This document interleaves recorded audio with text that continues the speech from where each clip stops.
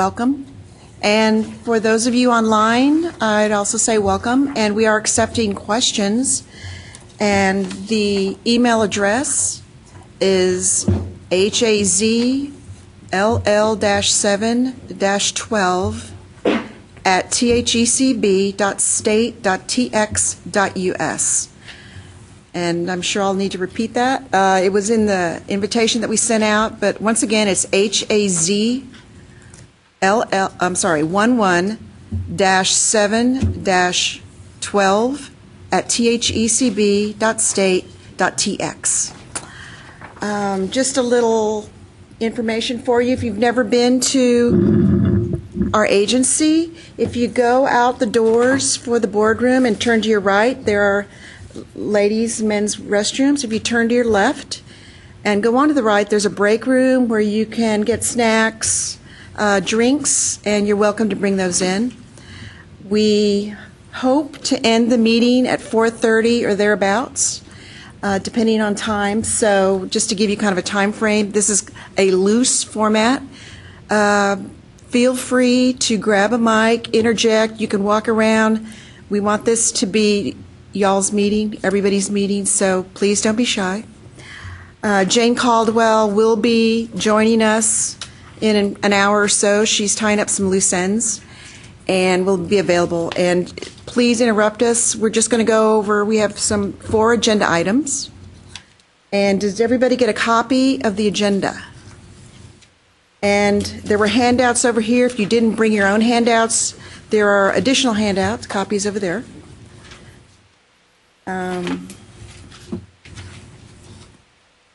And I guess we should just introduce ourselves. I'm Connie Cooper. I'm in Grants and Special Programs. I know or have spoken to many of you often, but I oversee Hazlewood, exemptions, waivers, and work study. And I'll let Justin introduce himself. Hi, everyone. I'm Justin Greiner. I work with the Hazlewood exemption here at the coordinating board. I want to thank you all for coming out. I really appreciate it. Without y'all here, we wouldn't have the positive feedback and questions and a discussion that I hope that we're going to have today. I just want to say, let's open it up like Connie said. We have some topics on the agenda to discuss, but from there I really hope we have more time just to really open it up, get questions online, and turn it into an open discussion about Hazlewood. And I want to encourage y'all to remember to use the mics, so everyone up here at the table, if you'll tap your light whenever you talk. There is a mic out there that y'all can pass around at the table whenever y'all speak. And again, thank you all very much. If we can keep going down. I'm Mark Harden. I'm the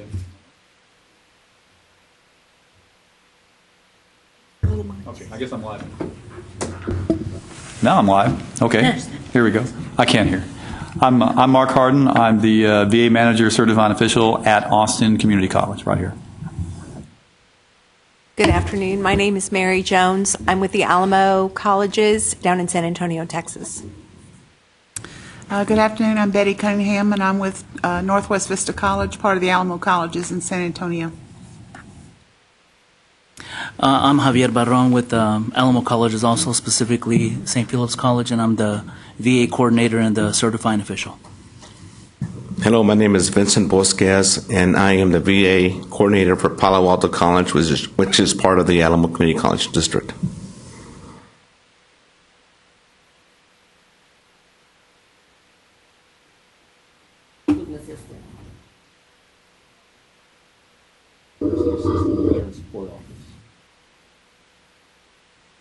Hi, I'm Merle Miller with the Texas Veterans Commission, the Education. Rufus Coburn, Director of Veterans Education, Texas Veterans Commission. Vasant Srinivasa, Assistant Registrar at the University of Texas at Austin. I'm Mary Roby. I'm with the University of North Texas in Denton, and I'm the Veterans Coordinator. Andy Starts. I'm Director of Student Business Services at the Texas A&M Health Science Center.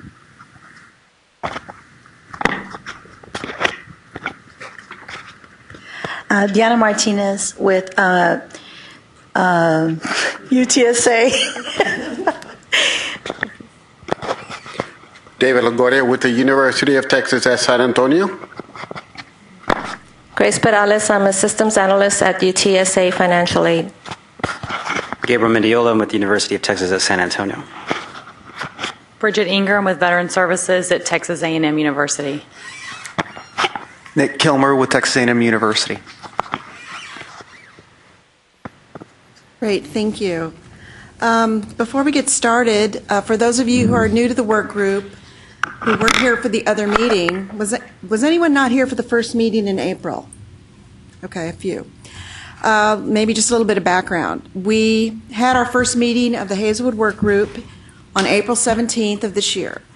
Our purpose was to go over various issues that the schools were seeing, veterans were seeing, and just a way for all of us to work together to make the program better for everyone. During that meeting, we came back out of the meeting with maybe 5 action items, so I'd just like to go over those quickly for you. One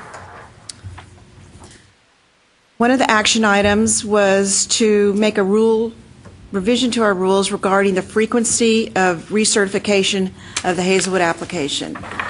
As you know, it currently, or just recently, was twice a year. We required you to have the student complete a new app. In our board meeting in October, that rule was changed, and so now it's up to the institution whether to require it once a year or each semester. So I hope you're aware of that change. If you need a copy of the new Hazlewood rules, please let me know and we'll send those to you.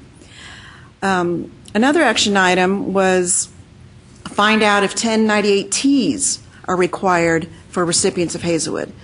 We ran this by our legal office, and this was also the answer was included in our July 17th Q&As, which we send out approximately once a month from the Grants and Special Programs Office.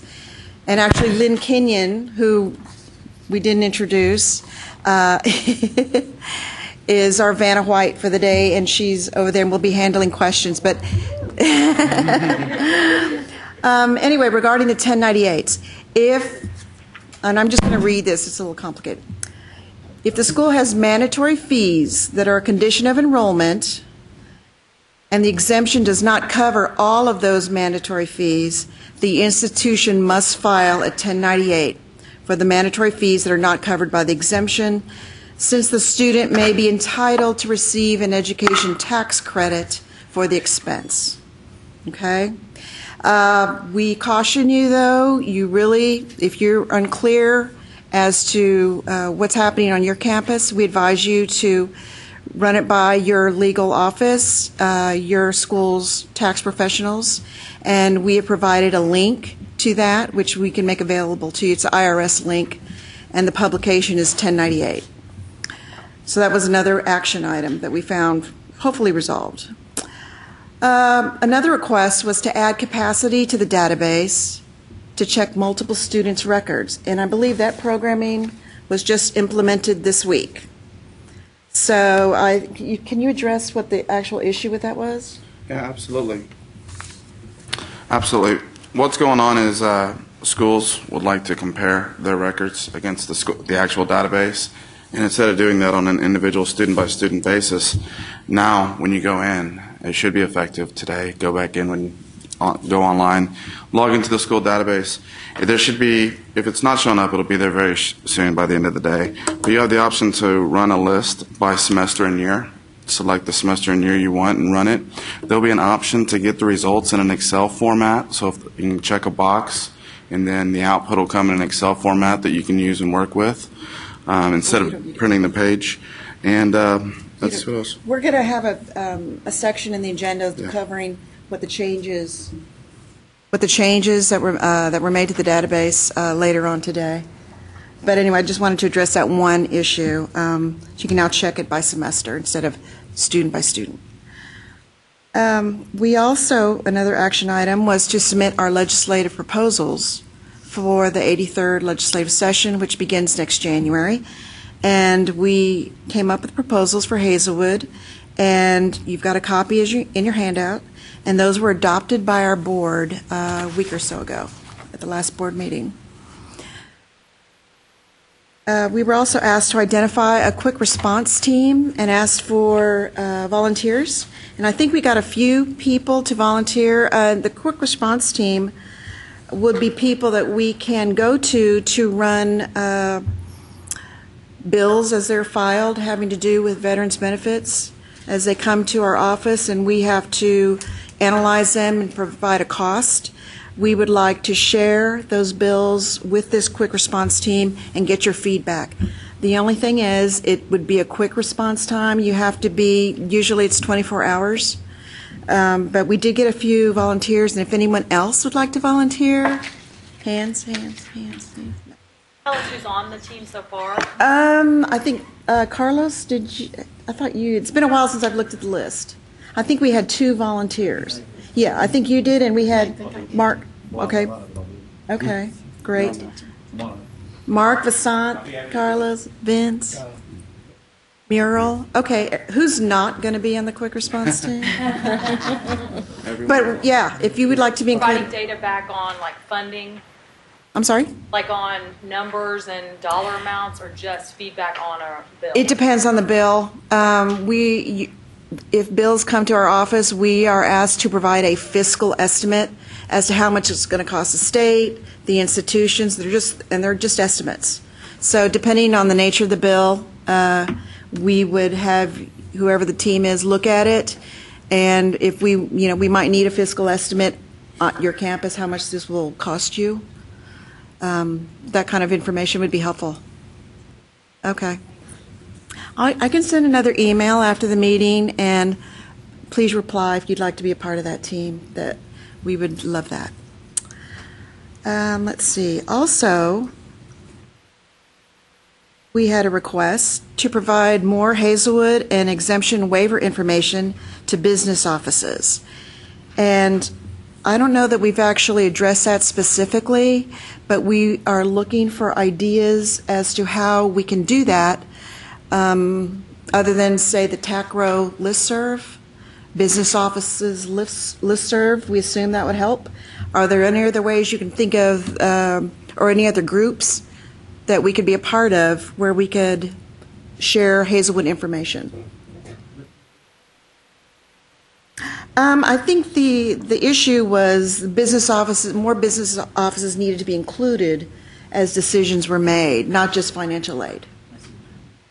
And I think the question was, how do we get more information to you? What's the best way to do that? Mary, do you have any ideas?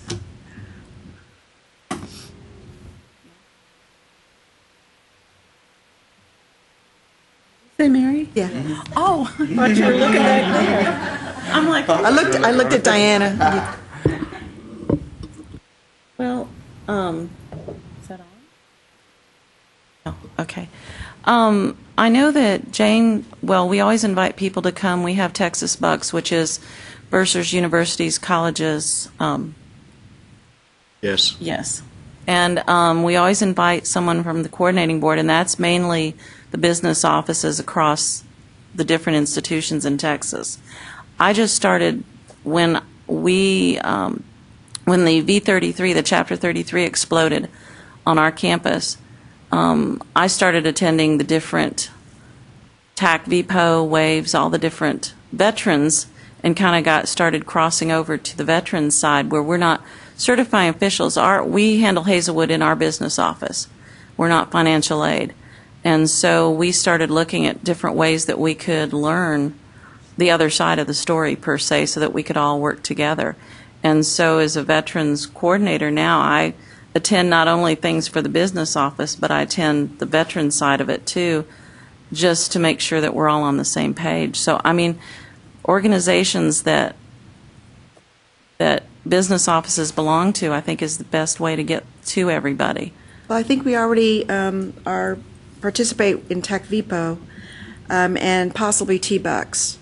Waves, no, I don't think we participate in Waves, but that would be helpful. Probably not, but what we normally do is we have a Texas section, and so we talk about it then amongst ourselves, usually. Okay. We have kind of a birds of a feather session.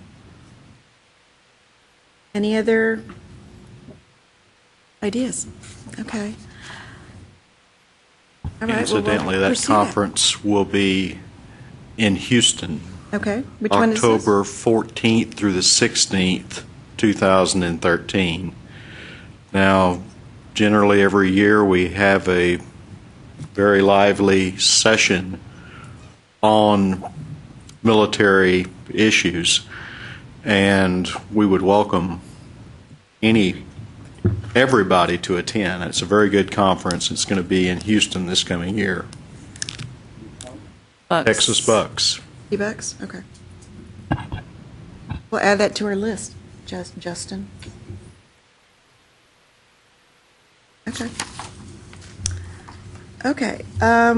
With that, those are all our action items from the last meeting. I guess now it would be time to introduce TVC. Rufus Coburn is going to provide information on the Texas Coordinating Council of Veterans Services that some of us participated in this past year, and a report on the higher education piece of that council. Thank you. For those of you who don't know, the 82nd legislature, that was the one that just ended up in June of almost 2 years ago now, but charged the Texas Veterans Commission to do a study, if you will, and provide a report on what services existed within the state for veterans, how those what agencies own those services, how they interacted or did not interact, as the case may be, and kind of where to, once you've defined the problem, how do you just determine how to make it better or how to get people to talk to one another or whatever. So the outcome of that charge was the creation of the Texas Coordinating Council for Veteran Services, chaired by the Executive Director of the Texas Veterans Commission, Tom Palladino. So about this time last year, a very large number of agencies from across the state got together and started meetings. And I don't know, in your handout, do you have the initial list that's got everybody, or just the coordinating board, or just the higher ed side? The handout should have a list of those who participated on the higher ed side.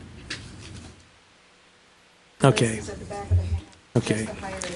Okay. The higher ed piece is just one portion of this whole study, but as I said, it was to look at or try to assess all veteran services available in the state and figure out how they can work together to provide better service to veterans. One of the sections was one of the work groups was the higher education work group. In the handout, there's a list, I think it's the last page, of all the players who interacted with that. So that's what that is. What you're seeing is a portion, the handout is a portion of the report out that was sent back to the legislature. Now, these things do not necessarily have legislative impact. Some may or some may not. The idea was to identify services available, make recommendations on how to coordinate them, or determine initiatives and comment on those initiatives and how they might be coordinated. So that's the background on it. We had quite a few meetings. There was a lot of really good interaction. I think we all learned a lot. And I think this process is going to be ongoing. So with further ado, or without further ado, I will address some of these needs and give you a little bit of the background that's not necessarily covered in the background information.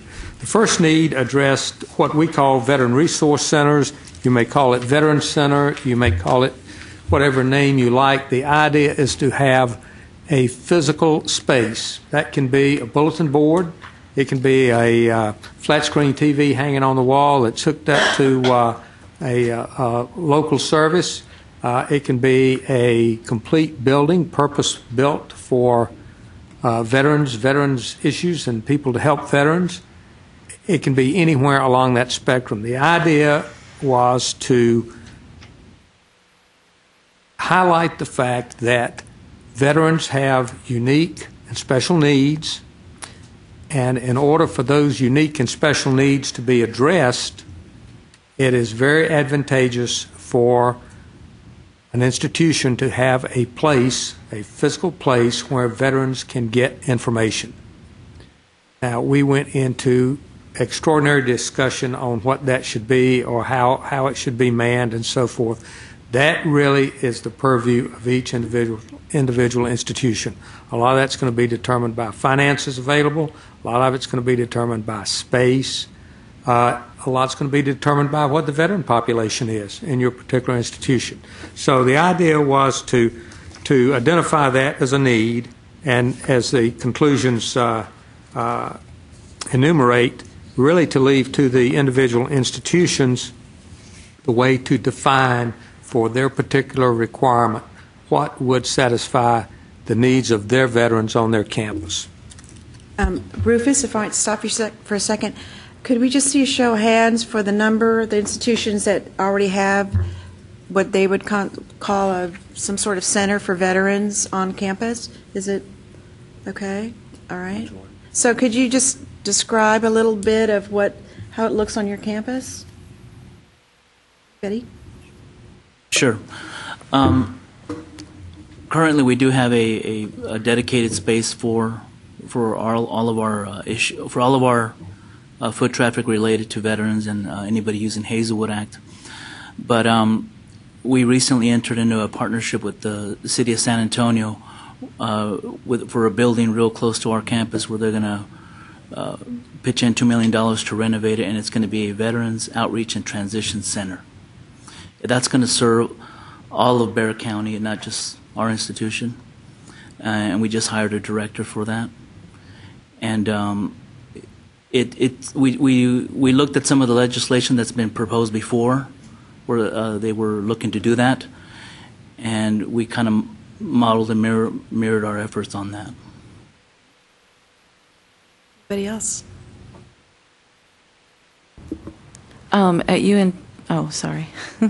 At UNT, we do have a small space, well-spaced reserved for veterans, and it's more of a support and function, more of a support and social function. Our veterans are invited to go there and talk with other veterans. We have a whole list of people in the community that can assist veterans with whatever need they have.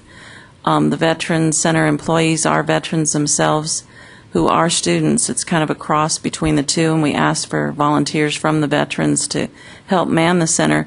But it's really there for support. It's not what I would call a true Veterans Center where you would have employees from the university who would be able to process their Hazlewood, process their financial aid. They know where to send everyone, but it's really there for just their support, which is great. Anyone else? Rod? We've got, at the A&M system, we've got 11 universities, and we've got quite a range. There is a certifying official available there at every university.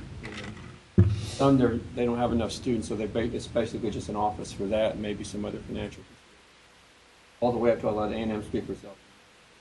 San Antonio, just this last weekend, broke ground for a new thing called Patriots Casa, which will be a large building dedicated to veterans, military students, families. Nobody else has got anything like that right now. Carlton State, which is in Stephenville, last year set up they finally created a Veterans Services Center, welcoming building, I forgot the name. It's an actual focused place. They have the coordinator of the programs who also does certifications, have immediate reach out to other enrollment or admissions around there. It took them a while to get there. They didn't have to build anything. They just converted an office. Some of the other universities have levels in between that, but I think studying this a long time at national level too. San Diego State, by the way, has one of the best ones. Everybody is moving towards this. Great. Nobody heard any of that. Awesome. Do I need to repeat anything, or should I? Did anybody hear any of what I just said? Okay, good. Okay. Our online viewers probably. Sorry. Well, kudos to Tarleton State and Texas A&M University at San Antonio for their Patriots CASA, Tarleton State for its Veterans Center. I was just saying that all universities are moving towards creations of this because they work and they provide veterans a place to go to get a lot of questions answered. And I know some cases where veterans have to go to 3 or 4 different offices on a campus, which is a long way from ideal, and it's inhibiting. So I think everybody wants to do this, but by and large, it doesn't cost a lot, if any, money to do this. So it's a good idea. And I think I see somebody from Lone Star creeped in back there. They've got just an awesome setup back there, and you can talk about it if you want to. But. Okay, everybody, when you talk, please use a mic so our online listeners can.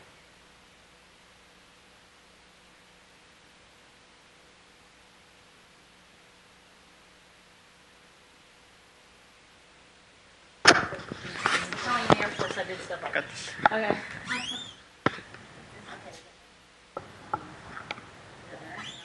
Here, yeah, this one's on. Pretty live. Here you go. Sorry, guys. It is. It's got a good speaker. Okay. Morning, don't yell. All right, I won't yell. Lone Star, we have a unique model because we are accredited as one college. So we have 6 campuses. But what we've done is we have what's called the Veteran Resource Center right at systems office, and that's where certification takes place. And now we've centralized Hazlewood. So all of those questions can be answered there if they can't get the information they need at each campus. But that doesn't really happen often because at each campus we have specific advisors that are dedicated to learn the ins and outs of just veteran advising. And as you know, it's a very thick manual, so you're either on the bus with advising or you're off. There's no halfway when it comes to advising a veteran because you can end up not giving them the full benefits that they need. So at each campus they have that kind of, it's an office and there's billboards and there's veteran support, and we make sure that we stay in coordination with other places to give them like a 93-page resource manual. So if they come in and maybe they can't make their rent, that we have something that we can do to give them that resource.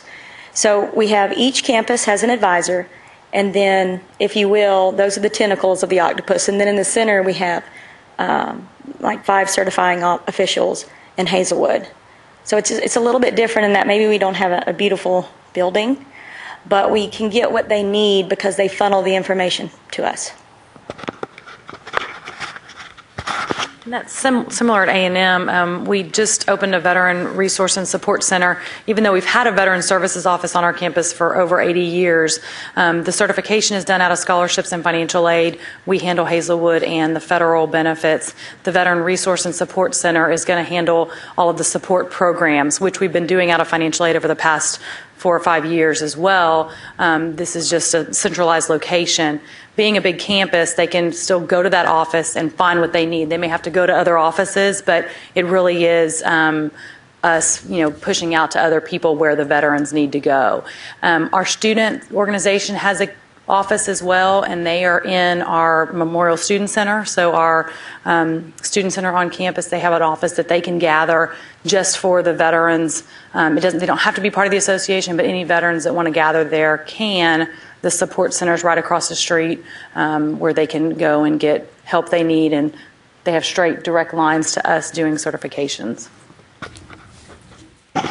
And for UTSA, we were actually very fortunate. In the last couple of months, we've opened a Vets for Success Center at UTSA that actually has 2 full-time VA certifying officials actually on campus.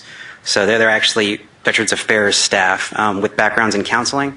And so with our Enrollment Services Office, because Hazlewood is handled by financial aid, registrar handles like the GI Bill and the other different chapters that are processed, but we work very closely with them in terms of financial aid and getting them certified, and all that good stuff. But like I said, with the Vets of Success, the good thing in working with Enrollment Services is we have a one-stop shop where our staff are able to handle admissions registrar, financial aid, scholarships, and fiscal services, in addition to having our Vets for Success program actually on campus. And they're on 4 days a week, and they're actually at our second location at our downtown campus on Fridays from 8 to 5. And at UT Austin, we have the Student Services Building, and we have a Student Veteran Coordinator in the Veteran Services Office that helps with all of the other veteran issues, and they work closely with the Office of the Registrar that does the certifying for the GI Bill as well as the Hazlewood. So we've been able to coordinate with them and work closely with them and use their support, and that office helps all the veterans with all of the other related issues that they have, and closely with the advisors in the colleges, because we are so large and there's information all over the place, but we try and coordinate and get the help in a one-stop place as in a student services office. Thank you. Rufus, I'm sorry. Oh, that's good. That's good. Okay, so we see a lot. You know, this initiative has already, schools have taken it on their own, and it's working. But there's still a lot of schools out there that can use help, can need help. I would offer, and this is one thing that you may not have considered, but there are a lot of resources that are unique to your particular institution. If you can share those institutions with another institution, maybe a smaller school that doesn't have the financial backing or wherewithal that your institution does, that may prove quite profitable to the veterans in your geographical area. I'll use one example. And I won't call the school's name, but a certain school has a particularly good social services program and they offer masters, PhDs, and so forth. Their veteran students who are in the master's program have a certain amount of internship hours they have to log, actually seeing clients, if you will.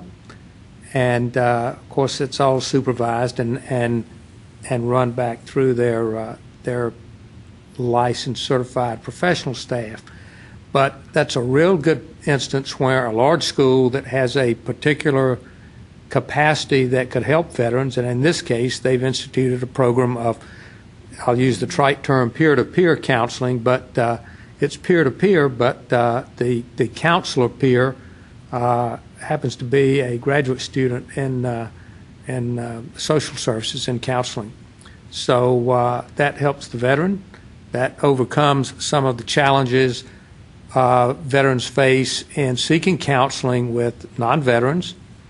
And so, I mean, what better setup could that be? Now, that service can be made available to, through letters of affiliation and all, to smaller schools that don't have that. Or so maybe if you've got let's say a small community college and you're fairly close to an institution such as I described, setting up a letter of affiliation, working a deal where maybe one night a week one of these counselors or a couple of them can come to your school and talk to veterans and help some folks.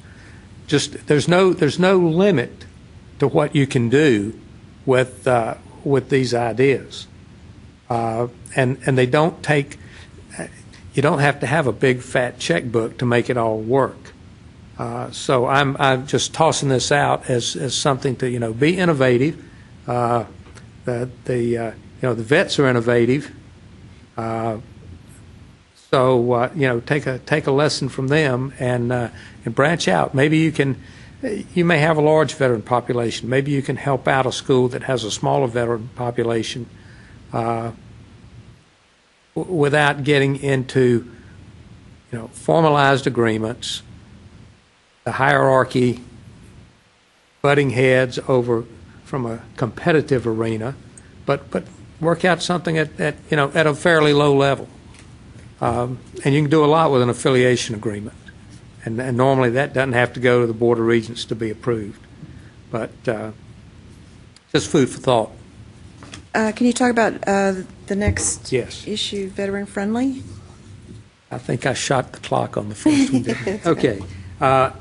The second initiative was to establish a comprehensive definition of what constitutes a veteran-friendly campus. As we all know, there are all kind of ways to get a veteran-friendly stamp on your school's forehead or on the banner or your front gate, the president's door, whatever. Many of them involve things like subscribing to a magazine or joining an association or something like that. In discussions on what constitutes, quote, veteran-friendly, the higher ed work group came up with the idea that, you know, the Texas brand is pretty darn coveted.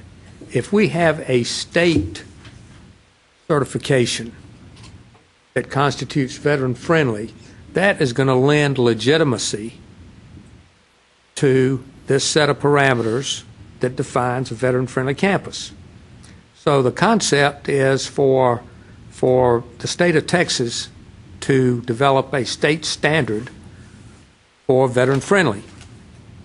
You know, it's just like Hazlewood. It works real well in Texas, doesn't work worth a damn in Oklahoma, and that's fine.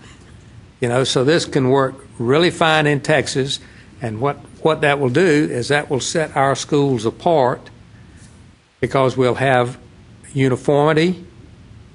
We will know what the standard is. It'll be recognized at least the legislative or gubernatorial level that this is the Texas standard.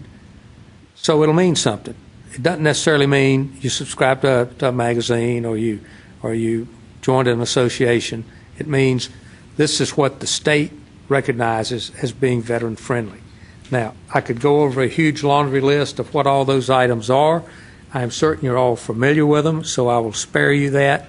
But what we're looking to do is to define the most critical of those items and to have that legalized isn't really the word, but to have that formalized as a state standard. Now, there's another side to that. If you have a state standard, who determines where you fall in this category? Well, informally, what we envision is that the schools would self-evaluate, and then that self-evaluation would be verified at some point. There are several different means to do that. I don't think they're particularly important. I think the important thing is the concept of the state standard. So, using Connie's lead, are there any comments on that? Is that an absolutely horrible idea? Say so, because I'll get crucified in front of the legislature if I bring it up. So let me know now, so it won't be so bad when we present this.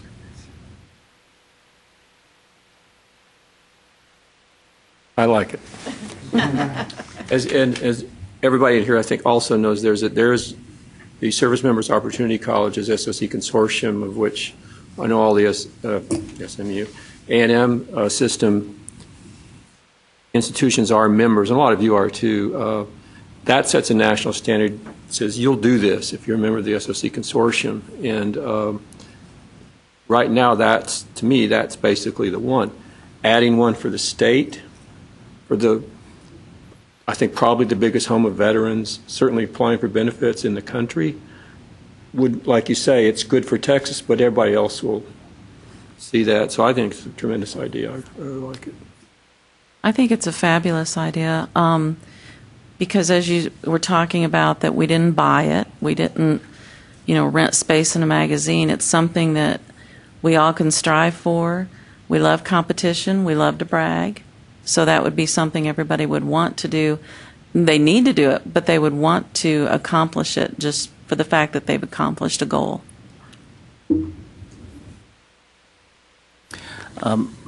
I also like the idea, because any of us who have had to fill out the survey for, basically it's a trade organization that there's a few out there.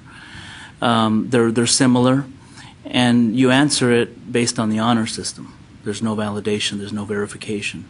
So if you have a component where it is validated, then that means more than just doing it on the honor system. Okay. I think it would be nice if it wasn't one of those type of things that everybody could get it almost as an automatic, because then it's not. It's not envisioned to be. Right. So I would definitely support something like that. I think the Texas brand means a lot more than a magazine does, to be honest with you. Okay, Veteran Need 3. IHL should consider providing priority registration for veterans and dependents. The discussion on that issue revolved around the fact that veterans get paid 30 days in arrears. That means that under the best of circumstances, it's a month before you get any money. Even under Chapter 33, the post 9/11 GI Bill, when you can get a housing allowance, it's still 30 days in arrears. So we were looking for a methodology to help get veterans enrolled sooner, to help, and part and parcel of that is the discussion of veterans have a limited amount of resources. It's imperative that they tailor, especially their last 2 years of a degree program, such that they don't run out of benefits before they've run the race. You know, many veterans, by virtue of having moved around, have got hours and hours and hours of academic credit, which don't really transfer to a whole lot. Fact of life. You know, if you're taking courses in San Diego and you move to the East Coast and then back to Texas and here and there, you can have tons of hours, and they may not transfer and apply to your particular degree except that they're hours. So all of your electives get eaten up right quick. You've got X amount of time left on your GI Bill. You need to get that degree complete and get out of there within the scope of your bill. So we looked at priority registration. The higher education side of the house said, you know, that sounds good, but in fact, it doesn't really work all that easily. The recommendation there was to expand the counseling so that veterans, with better counseling, veterans would have a better chance of making the right choices for what courses to take, getting those courses that may be critical to the degree accomplishment, but which might be only offered in, say, a fall term, and they're in a spring term, where they end up having to go an extra semester to graduate. They might be out of benefits. They might not want to use all those benefits for one course. There are a lot of factors that the normal student doesn't have that veterans have. Can I just interrupt? I'm just wondering, is anybody already, do y'all have anything like that, or have y'all considered anything like that on your campus?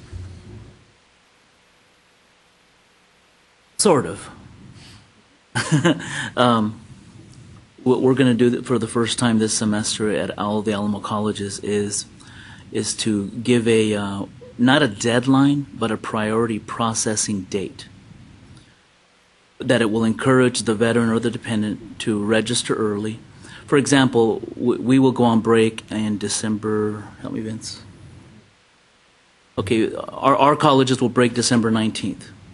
So what we will announce when registration starts is if they register early and we process it by December 2nd, we will guarantee that it will be submitted to VA before we go on break. So that gives you the incentive to the veteran to not procrastinate. And so in a way we're doing that, but not really saying there's a window here only for veterans and dependents. I think it has been tried before once at Vince's campus, and he may want to talk about how that went, where they did offer a specific early registration. But I think by doing it in this way, we're offering incentive. If it really means a lot to the veteran or the dependent to get their check on time, then let's get it in there quickly, and we will guarantee it'll be submitted to VA. And then after that, it's obviously in VA's hands. Then we strongly recommend that the veteran and the dependent stay on top of it, and they have to communicate to VA for that. And then, of course, we help facilitate or troubleshoot, because we do want them to get their book stipend on time, get their first check on time. And it helps with retention, of course. It helps everybody. So that's in a roundabout way. What else? Okay, this time it works. Okay, we do a spring orientation, we do a fall orientation, and we found that the veterans just weren't showing up. With the right information, they don't choose the wrong classes, they have to meet the degree plans. We all know the stipulations. So what we did is we changed it up a little bit. We sent out a constant contact that said, if you show up for orientation and you sign in, you get to the front of the line for certification. That way they have some reasoning to get there. Now, of course, we're going to certify everybody that we get in by a certain date before we go off on holiday. But it's that little incentive of, hey, if you show up, not only are you getting the information, but you'll get to the front of the line.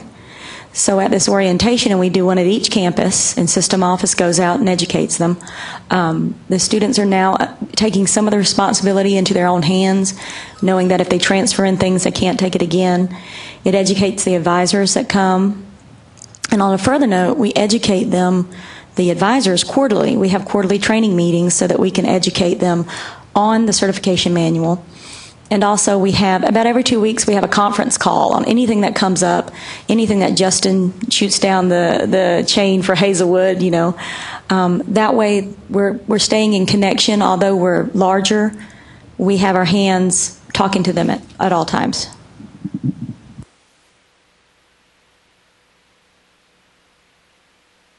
I'm not so sure how this plays with the junior colleges or community colleges, but it's my experience on your four-year campuses, particularly in your professional degrees like engineering and accounting, that most of those programs have a capstone event.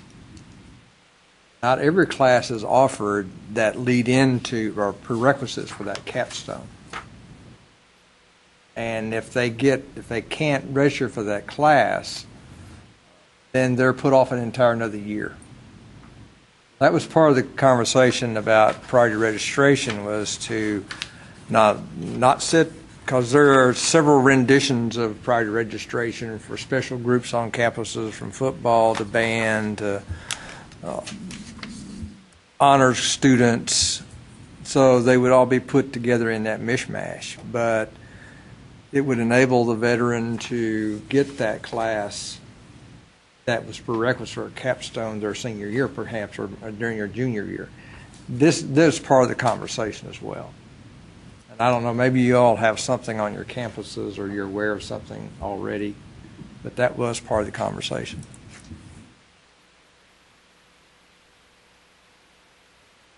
Okay, the next item was to ensure that veterans and families are aware of programs for which they may be eligible. I think the way that's worded really doesn't capture the essence of what happened. The Apply Texas application was modified during the discussion process in this series of meetings. The application was, in fact, modified in real time. So it at the end of the day, before the report was written, it had already been changed to capture a lot of veteran data on the Apply Texas application, which was not previously there. The concept behind this was that I guess we were pre-thinking the President's Principles of Excellence, but the concept is that we really didn't know how many veterans are on campus. We didn't know, and veterans came to us and said, well, we didn't know if checking the veteran block meant combat veteran or just regular plain vanilla veteran or what. So the more we talked about this, the more we determined that, you know, if veterans don't know they're veterans, just having one little block to check yes or no doesn't really tell us anything. So we expanded it. And so the concept behind expanding the block there for veteran status on the Apply Texas form was to try to provide more information to the school about the demographics of the veteran student. So that happened, and the committee that runs Apply Texas was very accommodating, and they changed the form. Now, schools are getting that information. What they're going to do with it and how all of that's going to be, those demographics are going to be used, that still right now is with the school. But at least it will provide them the information or the data to report that kind of information. Javier. Rufus, were these changes made for the current application for fall or for spring? 13, 14, yeah. So it's already being answered? Yeah. Okay. Now. Okay. We've had this discussion at our institutions before. I think the key is don't ask if you're a veteran, ask, are you eligible for veterans benefits? I think that using that approach, because we have dependents that are not veterans, so they'll answer negatively. Or did you already take that into consideration? Well, we hemmed and hawed around this thing quite a bit. I think what's on there now is there are 4 or 5, maybe 6 blocks to check, and I didn't bring a sample of it here, Okay. and I can't quote it right off the top of my head. There's 2 different questions. One is, are you a veteran? And one is, are you a dependent of a veteran? And under the are you a veteran, it's ask which branch or reserves. And under dependent, was your parent or spouse killed in the line of duty, disabled, active still, inactive, or retired? I just looked at it this morning, and that's why I know. Oh, good for you. Thank you. So I need all the different help I can get. That helps. When will the data be available? So it's flowing in now. On your Flowing in Applied now, Texas, it's flowing in for 13-14. And like for us, our admissions office has created a report to pull off of that Applied Texas data so we can pull Excel spreadsheets. We have it set up that way to pull who all's applying and what they're answering to those 2 questions. Okay, that's going to be very helpful. Yeah, we didn't really get into what are the schools going to really do with this, because all of a sudden, when you open the door to who are you going to make the information available to, you get into another whole Webster's Dictionary size volume of questions. But we knew that we needed to be able to ask schools how many veterans you have, what categories they are, and to get an answer with some degree of accuracy. Those fields are optional, correct? Mm-hmm. Mm-hmm. And that was another issue that we had, that it was an optional question. So it's not going to capture everything, is it? Well, but there's no way. Not really. I mean, Unless the committee decides to make it a mandatory question. but it's not going to, making it mandatory, it's not going to do anything. Right. It doesn't, and we did have that discussion ad nauseum. Do you know where, you're on the Banner system as well, correct? Do you know where that data is being stored within Banner? The form name, I can't tell you off the top of my head. It has a Q in it. It's SAUQAN, but I'll write down your name and get your card, and I can send you. Great, thank you. So they're storing it on the admission side, and then when Right. we certify, we're storing it on Sagaston on the Veterans tab, but that's Right. just certified. That's not the Right. Applied Texas data. Right. And I think it's one of those things where what the initiative on Applied Texas and then what we're doing in VA offices, or whoever's doing the Sagastion screen, then we're going to have to put those numbers together.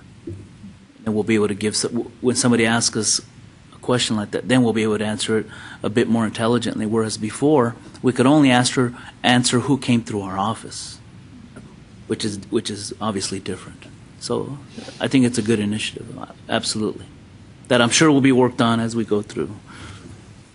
Okay, I have 2 quick comments. One, there's a lot of effort being taken to develop better methods of identifying, tracking, measuring our veterans throughout. And I know we're working on that pretty hard right now. I've seen these Applied Texas questions. I was one of the people involved in that, and I think they really are much better. The problem with asking them if they're eligible for benefits, they don't know. So we ask, who are you? And then we'll help track that. I was also going to ask if anybody, one of the reasons to help extend services to veterans they may not be aware of, there's a group called the Benefit Bank. Has anybody been in touch with them? Former Senator Deanna Maldonado is now the director of that program. It's a national, for Texas, it's a national program, and I suggested what they're looking to do is set up benefit bank offices They have 5 or 6 around the state right now. They want to do a lot more that would allow people to come in that aren't taking advantage of their benefits in general, but including veterans. And I said, well, we've got veteran services offices at all our universities that pretty much do that, but they may not know how to direct them to child care or other stuff like that. So if you're interested in that, you can email me and I'll put you in touch with Senator Maldonado. And it sounds like a pretty interesting program too. She says there's some incredible high number of benefits in Texas, 7 billion or something, that isn't being claimed by people. That's what they're trying to solve. So. Rufus, jumping on this one real quick from the Hazlewood side, receiving all the calls. One argument I obviously get, and I'm sure you're all aware of, is the veterans calling or the parents calling saying, well, I wasn't told about this. I wasn't told about this. I'm sure you've all had those kind of, conversations with veterans or their children. And because the rules for Hazlewood were amended to go by the 1 year from the date of notification by the student to the school or from the school to the students, some schools that I've spoken to have made a policy where when they make an initial consultation with any veteran, they have a list, a generic list of all possible available benefits that they could get, and they just quickly go over with them, or even if they just give them a copy, they have them sign a data copy to start that 1 year for Hazlewood. Because a lot of people come in and they do that claim, you never told me, you never told me. And I know there's turnovers at schools, and some people say, well, I wasn't working here at the time. If you have something like that in place, just in the student file for veterans, if you can capture them to get them to go over it, you can then, at least for the Hazlewood rules, say on this date we have it, that we discussed these benefits, and you had a year to apply. If you want to go there, again, you don't have to do something like that. It just sort of takes that rule and looks at it from the school making contact to the veteran side, which is what this sort of addresses, compared to the other side of the rule where the veteran is making contact to the school. So just something you may want to think about doing. Okay, 5, veterans need a clearly defined and easily understood description of eligibility criteria for Hazlewood exemption for disabled veterans and their families. What this deals with, and Connie, you may be going to cover this later on, so shall I just skip it, or? It's one of our legislative proposals that that were adopted. Just briefly. Okay, essentially what it does, it cleans up language that tries to make it in the area of survivors. The eligibility criteria for disability, total disability, 100% disability. We have, over the years, we have tried varying combinations of that, and we finally defaulted to the real kind of the monkey approach.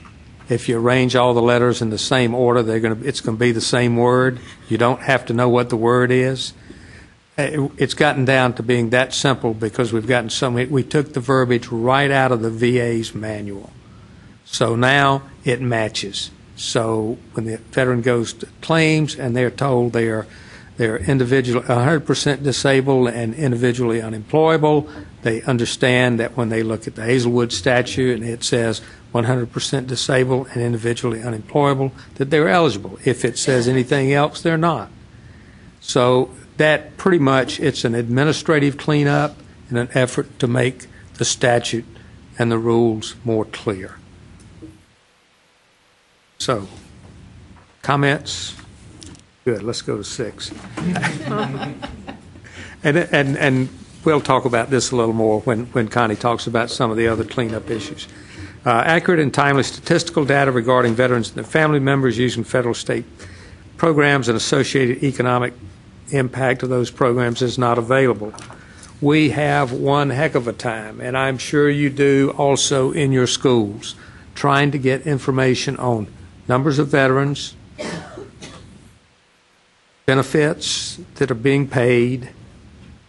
We can add to that completion rates, dropout rates, any data.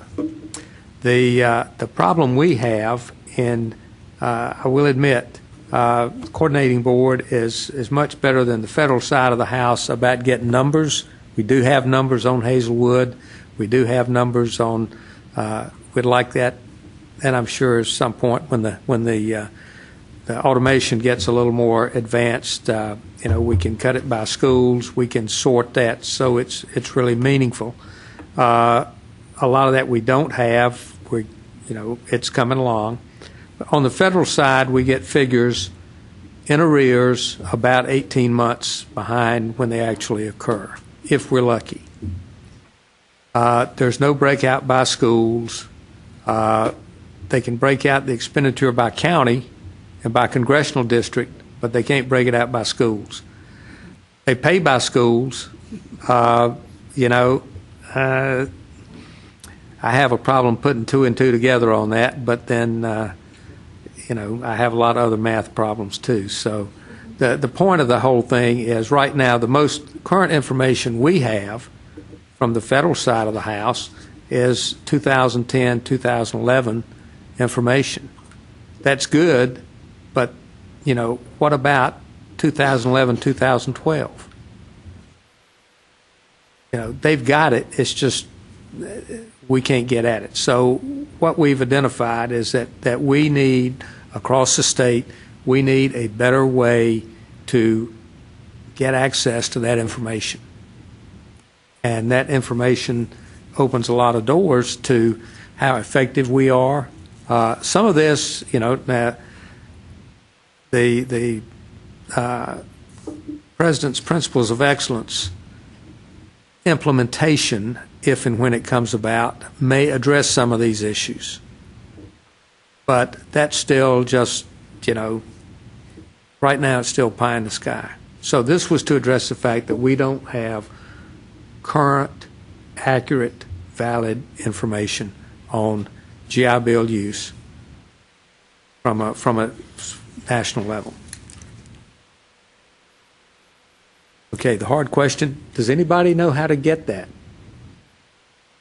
Okay, I didn't think so, but there's always somebody knows somebody who's got.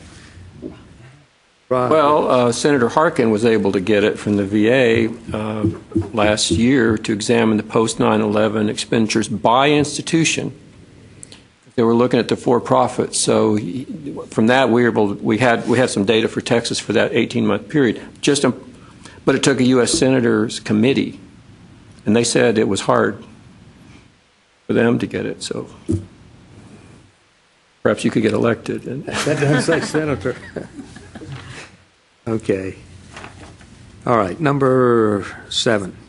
Ensure veterans and their families, whether they're currently attending school or planning to attend, have access to information, counseling, and so forth regarding GI Bill Hazlewood benefits, have the opportunity for assistance to optimize their opportunity for success. That is something we've talked about.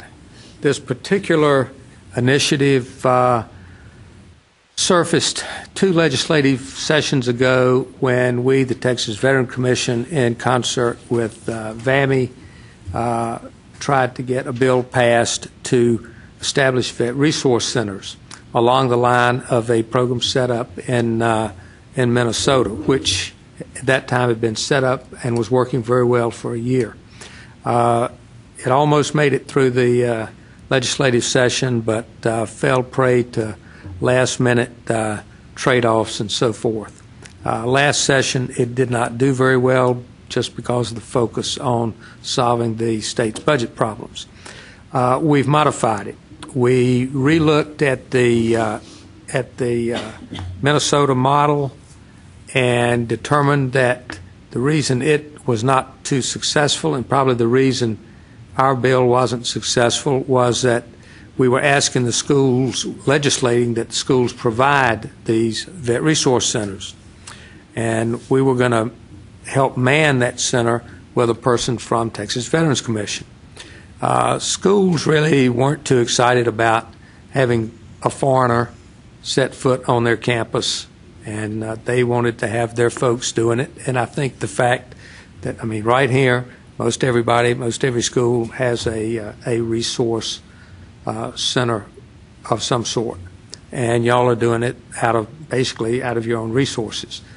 What we think is that a way to optimize the efficiency of these centers that the schools are setting up, and to help schools who haven't got them set up, is we would add some educational counselor positions to my staff, and these people would be out in the field, much like my field staff now who do federal compliance visits, and they would be there to kind of on the order of the Vet Success Program, but instead of for Voc Rehab, they're going to be the go-to person for information on what programs works, who has which program. I mentioned maybe an affiliation agreement between a small school and a large school for services, resources. We envision that person as being able to travel across the state. They're going to be in a local area, the 6 coordinating board academic areas. They're based on concentration of people and concentrations of schools. So we would have these counselors available at no cost to the schools to come by and help you set up, here's how to do, what you're trying to do, spread the word on best practices, spread the word on innovative practices, be there to answer questions, kind of like the old the wandering troubadour from the medieval times, carrying the good news from place to place to place. So that's what this talks about. These people would have, these positions would have a half-life. There's going to be a point at which where hopefully, and what we're seeing now is schools are acknowledging that vet resource centers they are effective. They bring value added to the campus. They help the vets. Vets help us. Vets bring federal money. Everybody's happy. But vets need to succeed. So we see this as another avenue to help vets succeed. Any comments on that? And you can take shots at it. I mean, it's something that we're looking at that, how do you get, if you get this information, it's not fair for one school and one school only to have it. Everybody needs to partake. Where can schools or anyone who's interested in the full report, is it on your website? It's on the website. tvc.state.tx.us. Or is it, are we now on texas.gov? Texas.gov. Okay. The amendment to the last address, we are now, you can get it on that one, but we just changed. It's now tvc.texas.gov. And it's the TCCVS report.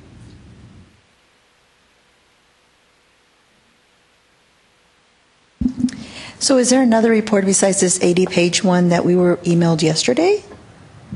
That's it. That's it.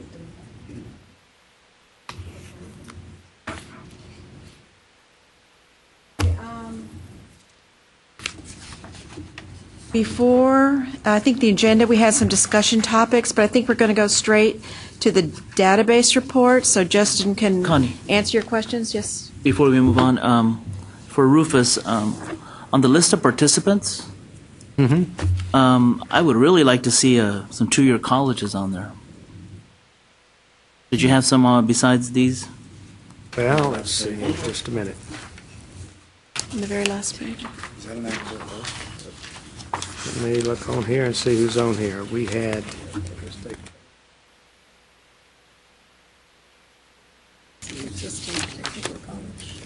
Yeah, TSTC was on there.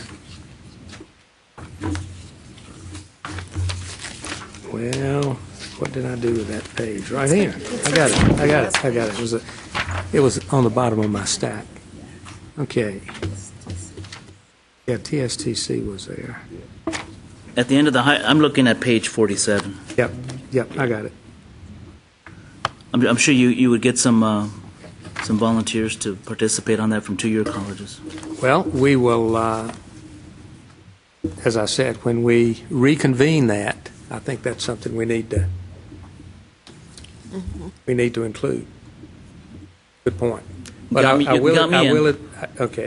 will admit the community college viewpoint was very well represented by TSTC. So but that's nothing like having you there or having somebody from one of the other community colleges. I volunteer events as well, so. More than happy. Thank you. Thanks, Rufus. Like I said, before we go into the database report, would y'all like to take a 5-minute break, 10-minute break, get some water, whatever, and so then we can get into the report? Let's do it. Yeah? Okay. There's a whole man there. Okay, we're going to begin with the database report. Justin is going to discuss some changes, not corrections, changes that have been made and answer any questions you might have. Also, Lynn has a few questions that have come in from our online viewers that if we're ready, if you're ready, Lynn? Sure. The first question, as a community college, we have classes that start all of the time. How should we report classes that begin after November the 15th? Are we required to submit the complete report over again or just submit the student and hours that occur after that date?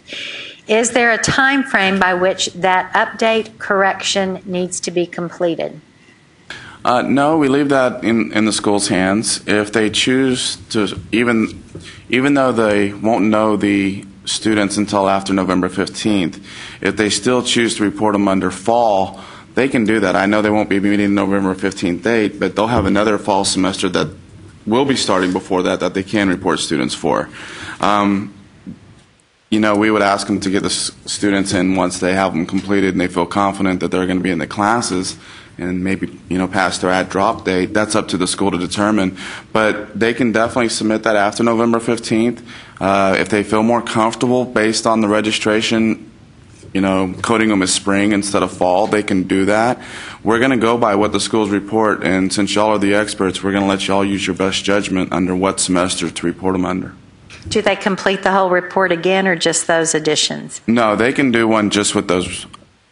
They can technically do either or, but I would recommend doing a separate one just for those since the other report is already certified. Okay. The next question, it's kind of long. If a student is using a federal benefit, such as post 9/11, at a percentage and using Hazlewood to cover the remaining costs, how should the Hazlewood and federal hours be reported if the student drops the class and is only charged a percentage? For example, if a student registers for 12 hours but then drops all classes and is only charged 30%, per previous instructions, the student would be charged 3.6, rounded up to 4 hours. But if that student is only 20% for Hazlewood, they would then be charged only 1 hour. What would the resulting federal hours be? Well, you'll need to do the calculation, do the proration accordingly. I do have two formulas, one for prorating the difference when stacking the two together, another formula for when you're doing a proration for a class drop. I haven't thought of putting the two together. When you have the same scenario, someone who's stacked and dropped, you'll have to do proration for both because you'll need to only report to the best of your ability using a formula that I can email you. I can't think of it off the top of my head. The amount of hours that are covered by Hazlewood. So if they, for like a 3-hour class and you're charging them 30%, you would round that up, and for that class you would report 1 hour. It would be, it's small. You may just be reporting that class, so you'll have a line item for a student with just 1 hour. But technically they enrolled in the class, they stayed into a certain date. If they were paying cash, you would still charge them that 30% and refund them the difference. So charge them for for that 1 hour, which would be the 33%. Okay? Any other questions? All right. Not from online. I don't know. Okay. All right. Any questions from the audience in here about that. I get that a lot. That pertains to questions 8 and 9 on the data fields. But you do have to stack and prorate whenever you are stacking federal Chapter 33 or 31 benefits with Hazlewood, because there's the stipend that pays directly toward the tuition and fees. I'm real quickly going to go over some issues that came up once we started receiving reports. And by the way, the reports are just flowing in. So, you know, it's real exciting to me. It's like Christmas. Connie comes by and makes fun of me because my days are just flying by. I'm extremely busy, but it's exciting because I would be worried if we weren't busy and reports were not flowing in. And they are, so that's good. I would be more worried. Yeah, it's a whole trickle-down effect of worry that we would have going on. But one thing that she mentioned earlier that was changed is when schools go to log in online to view the online database, there's now an option for you to select an individual search or a semester search. Now, you may be testing this online right now, and this went into production, and I haven't emailed the Hazlewood distribution list because this just moved into production this week. So I'm hoping as we speak it's set up, if not this afternoon or tomorrow, but it has been tested and it's moved and it looks really good. You have an option when you run your reports to select a little box and get your output in Excel. A lot of people wanted that for people who have a long list of hours, so you can have an easier printout to put in the file of all of the hours used. And some people just like manipulating the information straight from Excel, so you'll automatically get it for you to work with through Excel.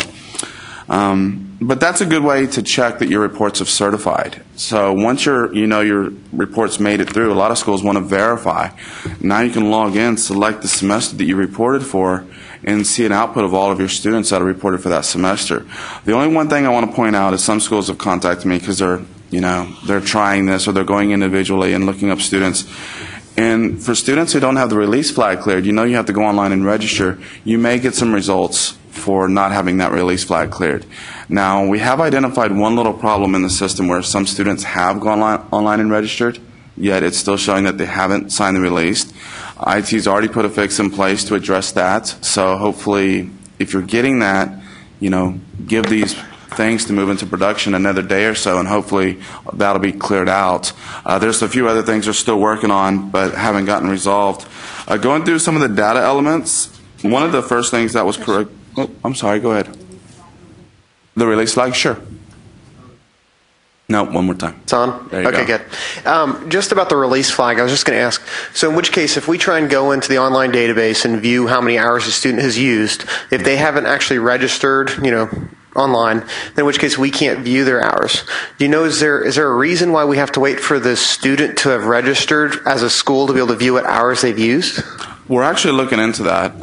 We're going to look into that with our legal group to see if, if the current language on the bottom of the app, or if it can be amended. Again, that's what I was going to say. This is all still Yeah. fresh and new, and we're working on this stuff to see if that can be released by submitting the application with the information and signing the app. That will clear it right off the bat. And then if the student wants to view it for themselves, then they would need to go online and register. That would help the schools out a lot. But there's, with records from the past that maybe just hasn't been cleared, that you'll need the hours for that the veteran used. Now that veteran can't clear it, there's concerns with release of information. But at the bottom of the application, like you're saying, they actually sign off agreeing to release that information. And so in which case, by having the application, we've got proof. I'll say, from working with the program, there's nothing I want more than to have this release flag just taken care of and cleared across the board. It's a thorn in your side, it's a thorn in our side, but there are legal sides behind it. And so we have to just make sure before we do any sort of changes to clear this stuff that we're not crossing any lines legally. And I hope we won't be, and I hope very soon I can send you out an email over the distribution listing saying releases are a dead issue. But that'll come hopefully. For my own knowledge, how is it different than the Texas Grant database? I mean, because a school can go in a Texas Grant and see where any student got a Texas Grant, so I didn't know the difference. And I don't have all the background on where this whole release statement came from. It was before my time. But evidently, this was before electronic anything. And the statement on the application, I guess, according to our legal office, was needed in order for, when the database was first created, for any school to look at a student's hours. I wasn't involved in those conversations, so I'm not sure. It was just a FERPA issue at the time. As things have migrated and moved towards electronic signature, et cetera, FERPA is still an issue, but that's just one piece that hasn't quite been addressed. We're hoping with new checks and balances, and since then the Texas grant came on board, so things have changed. So we're hoping, looking at everything, that's a piece that's going to go away. So we're hopeful. You'll be the first to know. Absolutely. And if you're not on the distribution listing, send an email to the Hazlewood email address. It's hazlewood@thecb.state.tx.us. Most of the people looking around the room are all on there. But if you're not on there, if you're watching online and you'd like to be on the distribution listing, go ahead and send me an email and get signed up. It's really nothing to get on there. But let's go through the data elements and some issues that came up as we started receiving reports and talk about what's been changed. And if we don't bring up something that you have a concern about, just go ahead and bring it up and we'll talk about it. The first one I'm going to go down to is the recipient's middle initial. Just to clarify, both middle initials for the recipient and the veteran are optional. So some people don't have middle names. You can leave that field blank if you need to. Another thing, on number 6, the recipient's zip code. One problem we ran into right off the bat was sort of the programming for zip codes. Some people would submit a 5-digit zip code and it wouldn't be accepted. It was looking for 9 digits. So it was looking for the 4 trailing zeros, and they weren't in there. So we've got that all cleaned out. You can submit 5-digit zip codes, 9-digit zip codes, and it'll be accepted either way. Do you have a question, Lynn? Just got a question online. We're getting an error for a legacy student. The error reads, the student's SS number must match the service member SS number when using standard Hazlewood hours. Is there a reason for this error? Yes, because that doesn't tell me that, based on that, it tells me that you didn't mark the hours type as standard hours. It's telling you need to mark it as standard hours. If both socials are the same, that's the same person using it. That's a veteran using their own hours. So if you mark it as legacy, that's a programming catch that's going to catch that. Anytime the socials are the exact same, it's going to need to be standard hours. The veteran is using their own hours. So maybe they marked that, they coded that as legacy when it should be standard hours being used. That's what I think happened. All right. Moving on. Let's see. Going to data element number 8, it refers to the fiscal year of the recipient's award. I'm going to bring this up because schools have just expressed a concern. I've gotten emails and calls about which semester falls into which year. Keep in mind that the state's fiscal year starts in fall. So right now, fall 2012. 13. Going into fall 2012, that would be FY13. So fall 12, spring 13, and summer 13 would be fiscal year 2013. All right. Thank you. All right. Moving down. Again, 8 and 9 is where you would report the year and the semester, so you can change information in the past. Just be careful, and I just stress that year because if it's off, you're just going to be reporting information under the whole wrong year. And then to change it, let me know. We'll have to delete the records out and let you resubmit. Because you can never delete hours in the database. You can only adjust them or add them. If you ever need to delete a record altogether for a given semester, you're going to have to let me know, and I'll get that changed for you. So just pay attention so I don't have to do a lot of deleting. Moving down. Let's see here, 1112, that's where it addresses the stacking that was asked in the question, talking about federal hours used and type of hours used. Again, this isn't anything that changed. These are just common questions I get from schools. You are going to have to use a formula to stack that. Look at it more as far as the dollar amount being paid against the tuition and fees by the feds through Chapter 33 or 31 compared to the total amount of tuition and fees they're taking. Not so much on the percentage. Again, for those formulas, just shoot me an email if you don't have it, or if you don't have the formula yourself, then I'll be happy to send you the formula. Okay. I have another online question. Sure, go ahead. Is there any plan to include the aggregate hours in the semester reports? The aggregate hours? No, right now we're really just concerned about what's covered by Hazlewood. So Maybe I'm not understanding. So if it's fully covered, we would be getting the hours because all the hours would be covered by Hazlewood. If they have federal benefits, then we'd be getting the aggregate hours by combining the federal hours and the state hours covered by Hazlewood. If they're taking 15, you would do the rounding to determine if you're going to round up the federal hours versus the Hazlewood hours. Maybe I'm not answering their question accordingly, but... So maybe if that didn't answer your question, if you'll send me another email, we'll get Justin to elaborate. If they're asking, can they go into the database and instead of pulling it for the semester, can they see the aggregate hours for that student? Is that the question? All it says is there any plan to include the aggregate hours in the semester reports?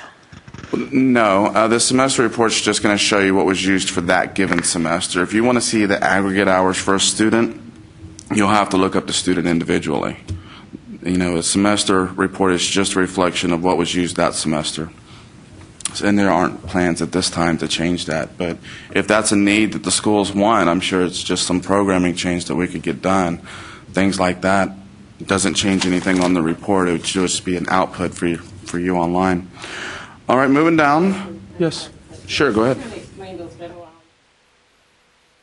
Federal hours would be only if you're receiving a stipend for Chapter 33 post 9/11 GI Bill benefits or Chapter 31 voc rehab benefits. If you're not receiving a stipend for that, then the federal hours would be 0.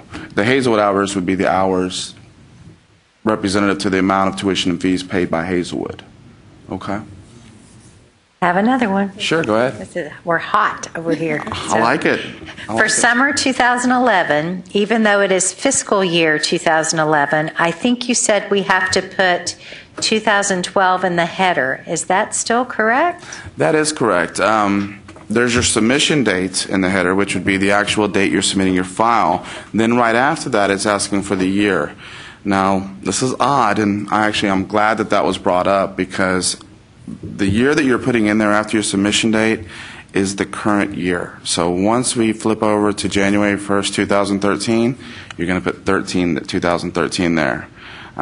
You're just going to put that date as whatever current year we're in, whatever current calendar year. So don't overthink that with your fiscal year or your business year or anything like that. Just put the current year that you're in. Yes? My ears are failing me, I guess, because I've never seen a student use 31 and Hazlewood together. True. Usually if they're 31, 99% of the time they're going to have all their fees covered. 0.9. It's 0.9. If we're just saying if for any reason there's a class or some tuition and fee charges for a class that does receive formula funding, Hazlewood can be there. If you don't need to use it and the 31 covers everything and that's the way it is all the time, then the student won't be reported on the report. But if you ever, for whatever reason, I don't know how it could come up, it is stacked together, then that's where you would report it there. I guess it just more applies to the post 9/11 GI Bill. All right, let's see here.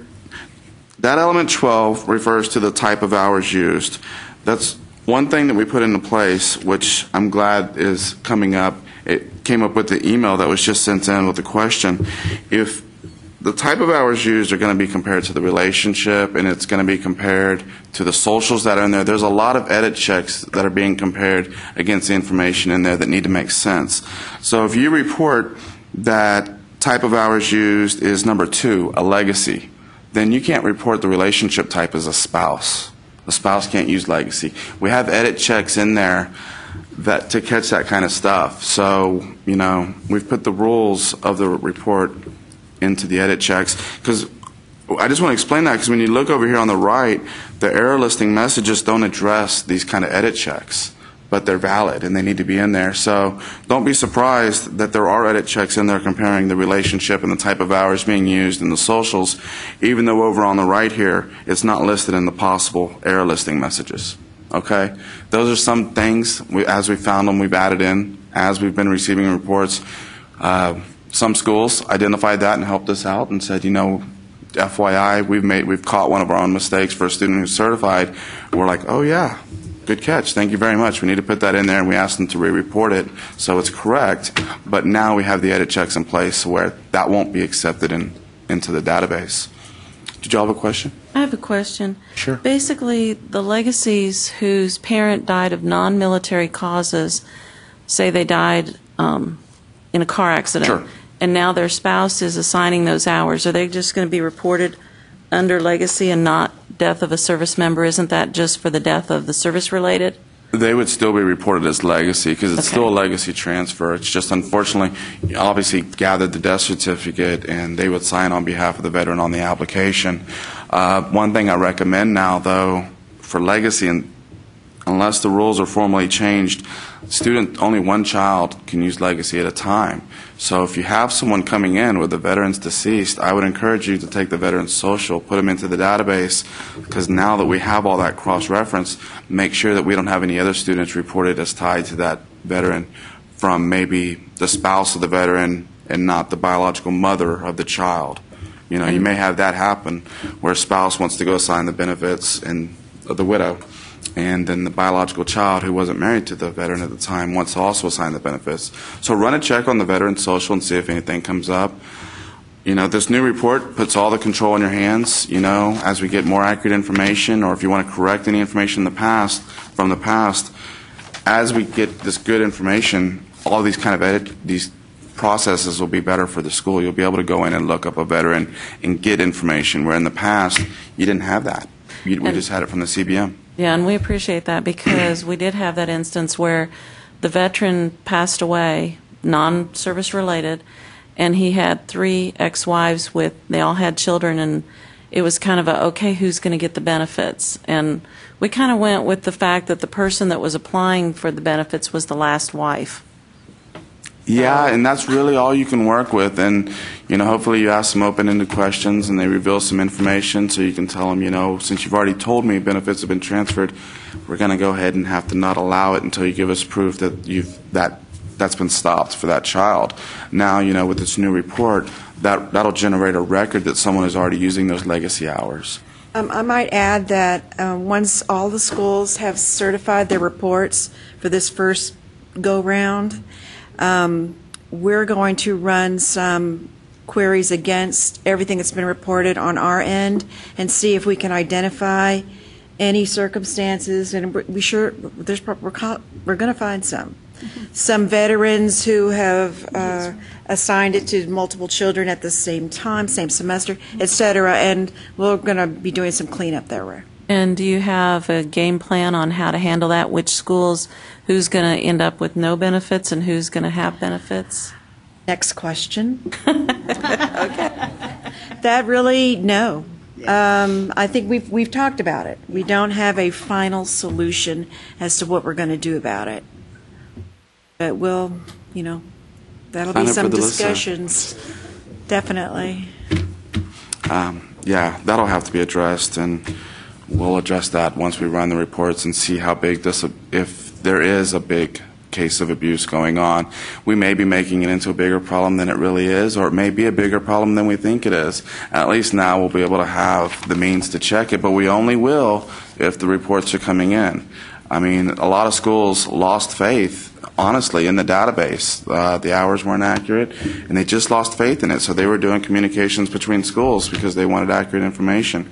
Now my answer to that is if you've lost faith in the database, you have to clean it up, and you have the means. And if you need any help, let me know. But it's got to come from y'all. We don't know who got it. If you find something wrong with your information in the past, you have to clean it up. Now, you can't clean up another school's. If you know that they used it there and they told you they used it, you'll have to contact that school to get them to update the hours, and they have to be willing to do that. And they may not be where you are in the reporting, and they may be treading water where you're flying through the reports. But that's sort of where they said, you know, larger schools can help smaller schools. Communication, open communication, maybe you can talk to another school who's on the same software program as you are. And just, you know, open communication amongst the schools, and I encourage that. Moving on to... let me back up that train just a minute. So if I get a call tomorrow, veteran had 2 spouses, two different kids, his biologically, they're fighting over who gets the benefits. Right now, are we going with whoever's the immediate spouse? Or is that the thing that's not decided that you were saying, Connie? I think it's the current spouse, not necessarily the, I don't know. Okay. I'm not sure. Send me that specific and we'll address it. Yeah. Yeah. It's there, we've gone back and forth on this one because we've heard some compelling arguments. And so, case by case, I guess. All right, number 13. Sorry, I have a question. Is there a way that once all of the institutions have uploaded their data, is there a way that institutions can send a group of students that they are awarding these benefits and get a return of how many hours are used, with all the schools? So if a legacy student, for example, is using Hazlewood benefits, okay, if we have a list of students who are receiving Hazlewood benefits, is there a way we can send you that list and get a return on how many hours each of them have used total? Well, we have that ability is in place in the database, and as I'm logging in as schools to look at this with the new reports coming in, which is what I play with on a daily basis, it's going to be interesting. I think you're going to see screenshots that you haven't seen before, because if you plug in a veteran, you may have a student. I see all different scenarios, and I'm sorry, I'm trying to think of them all here. But if you plug in a student, you may have a student who was using it as legacy, and you'll see that they were using it, and then the veteran passed away, and it was service connected, or they determined before they passed away they were upgraded to 100% disabled. So then the students reported as no longer legacy, as getting their own hours. You'll see the hours that were legacy, and then you'll see the change in the coding. But you'll see the veteran that they were tied to. The hours, if that ever happens, they put programming in place to where the hours that were used under legacy get counted against that person's hours if they ever switched over to being disabled or missing in action. But what you'll see that though, what I'm saying is, if say if a veteran has transferred their benefits to multiple children, the child that comes to your school, when you put them in and they're coded as legacy, when you go in and look them up, you'll see the information on that child's hours used, the veteran if they've used any hours, and if they haven't used hours, it'll still show the veteran, and it'll show any other children that have been coded as legacy tied to that veteran. Does that make sense? Yeah, but I was wondering whether there was some quick way we can send all of the list of all of our students and. So that kind of return, but on a group list. That's not in place right now. The way my programmers tell me, if anything can be done, if it's requested, I would say, if that's something that the schools want. I agree. I mean, I think it'd be something when you're large scale of 1,200 students or whatever, we're not looking them up one by one. It'd be great to do just like we're doing with the loan default, sending a list, getting a return. That would be good. Sort of like the semester search, but when you do that, you want to be able to see all hours. We would upload your list and run it and then provide the results to you. It's not in place now, but that's something we could request. Yeah, and hopefully that can be integrated straight into the online website, so when you just go in there and you do it, there's no delay in waiting to get that back. I mean, not that I don't want to process it for you, but default loan checks are also being processed and other stuff. Okay, the database, would love to do that for you. Back there, Claudia. Oh, okay. I do. The person who asked the question before has clarified her question, so maybe, because I asked her if it answered her question, and she said not exactly. We are aware that we can get the aggregates on an individual student basis if the student has agreed to release the information. However, it would be extremely helpful to include a student's aggregate hours on the semester report. It would be better to have one place to look at all veterans' aggregate hours rather than looking at each individual student's record. Okay, so that's really just what we just talked about, and it's been expressed by another school that's not even here with us. So it sounds like this is something across the board that the schools will want, and it makes sense. I'll just need to draw it up and feed it to the programmers and get it in place, and once it's in place, send it out over the distribution listing and let you know that it's active. It'll take some time, because whenever we do a change like that, They have to put it in place. Then we need to test it. And then once we do testing to make sure it's all correct, then it'll go. So I think it's great. I'm going to put it through to have it implemented. And did you write that down? Yeah. Okay. And we'll go from there. We'll just see how long. Hopefully it won't take that long to get it in place for y'all, because it'll be a good check for this report. All right, moving on. Any other questions? I'm bad about moving on without looking up. Number 13, the value of the Hazlewood exemption. I just want to point this out because I want you to make close attention that the last 2-digit count for change. If your system is rounding to the nearest dollar, make sure you put the 2 zeros after the end, or else you're going to drastically underreport the value of the Hazlewood exemption being used at your school. Just sort of important, so I wanted to point that out again. Oops, sorry about that. Data element number 14 is the recipient's relationship to the service member. This sort of goes back to the type of hours being reported. Be aware that there are edit checks in place to compare that against what's being reported. You know, if the socials match, it's going to look at that relationship and do the edit checks accordingly. So just be aware. Some of these weren't in place when the report started initially rolling in, but they are in place now. So they make sense. 15, I've gotten this question quite a bit. Is the recipient a dependent of the service member? I've been preaching at the workshops I've been going to that doesn't have a bearing on the Hazlewood eligibility. I could be a legacy student and be married with 3 kids, but if I'm under the age of 26, I can still use it. The problem is, if you did report in and you reported legacy, there was an inaccurate edit check in there that was kicking it back, erroring, saying this has to be a dependent if you're coding it as legacy. Well, that's not the case. That's being fixed. It should already be fixed. Now, like I've said in the past, if you report a Y or an N, that field will be accepted. It won't have any bearing on eligibility. We're going to leave it in there. It may be something that comes out in the future. I just wanted to point that out because I've been telling schools Y and N will be accepted, and schools have put an N for legacy, and they're not being accepted. So if you have that, you can either change it to Y, but it should already be fixed. If you put a Y or an N, it'll flow right on in and certify. But you can't leave it blank. You cannot leave it blank. It has to be a Y or an N. Number 17 is the child or spouse a current Texas resident. I get questions about that coming in from people who are grandfathered because veterans who assign their hours prior to fall 2011 or used it themselves prior to fall 2011 don't have to reside in Texas. And schools aren't sure how to answer that because it's saying, is the veteran residing in Texas? Well, no, but they're still eligible. If they're grandfathered under the old rules and you know that, report it as yes. The fact is that field has to be reported as a Y for yes. If it's not a Y, you'll get an error.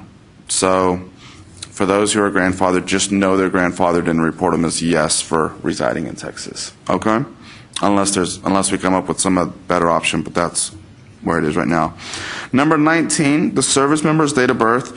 There's been a concern expressed by the schools since we're reporting prior semesters that you don't have the veteran's date of birth. Maybe it wasn't captured. Now it's on the applications and so on. I would hope that you have it, but we didn't say in the past that you had to capture it. Maybe you had someone transfer in and you printed off the hours online and you didn't gather a DD-214 for your records because you're going off a prior school certification, which most schools don't do, but say you did. I'm just saying.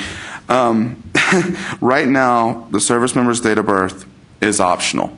You can leave it blank. I encourage you, if you have the actual date of birth of the veteran, report it. Don't leave it blank just out of convenience.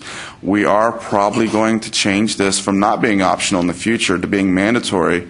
But at this time, because we're asking for a year and a half going back, and schools have said that that's an issue for some schools, it will be optional for a while. And once it is no longer optional, I'll make sure to let you know, because I could see that going back to being mandatory in the future.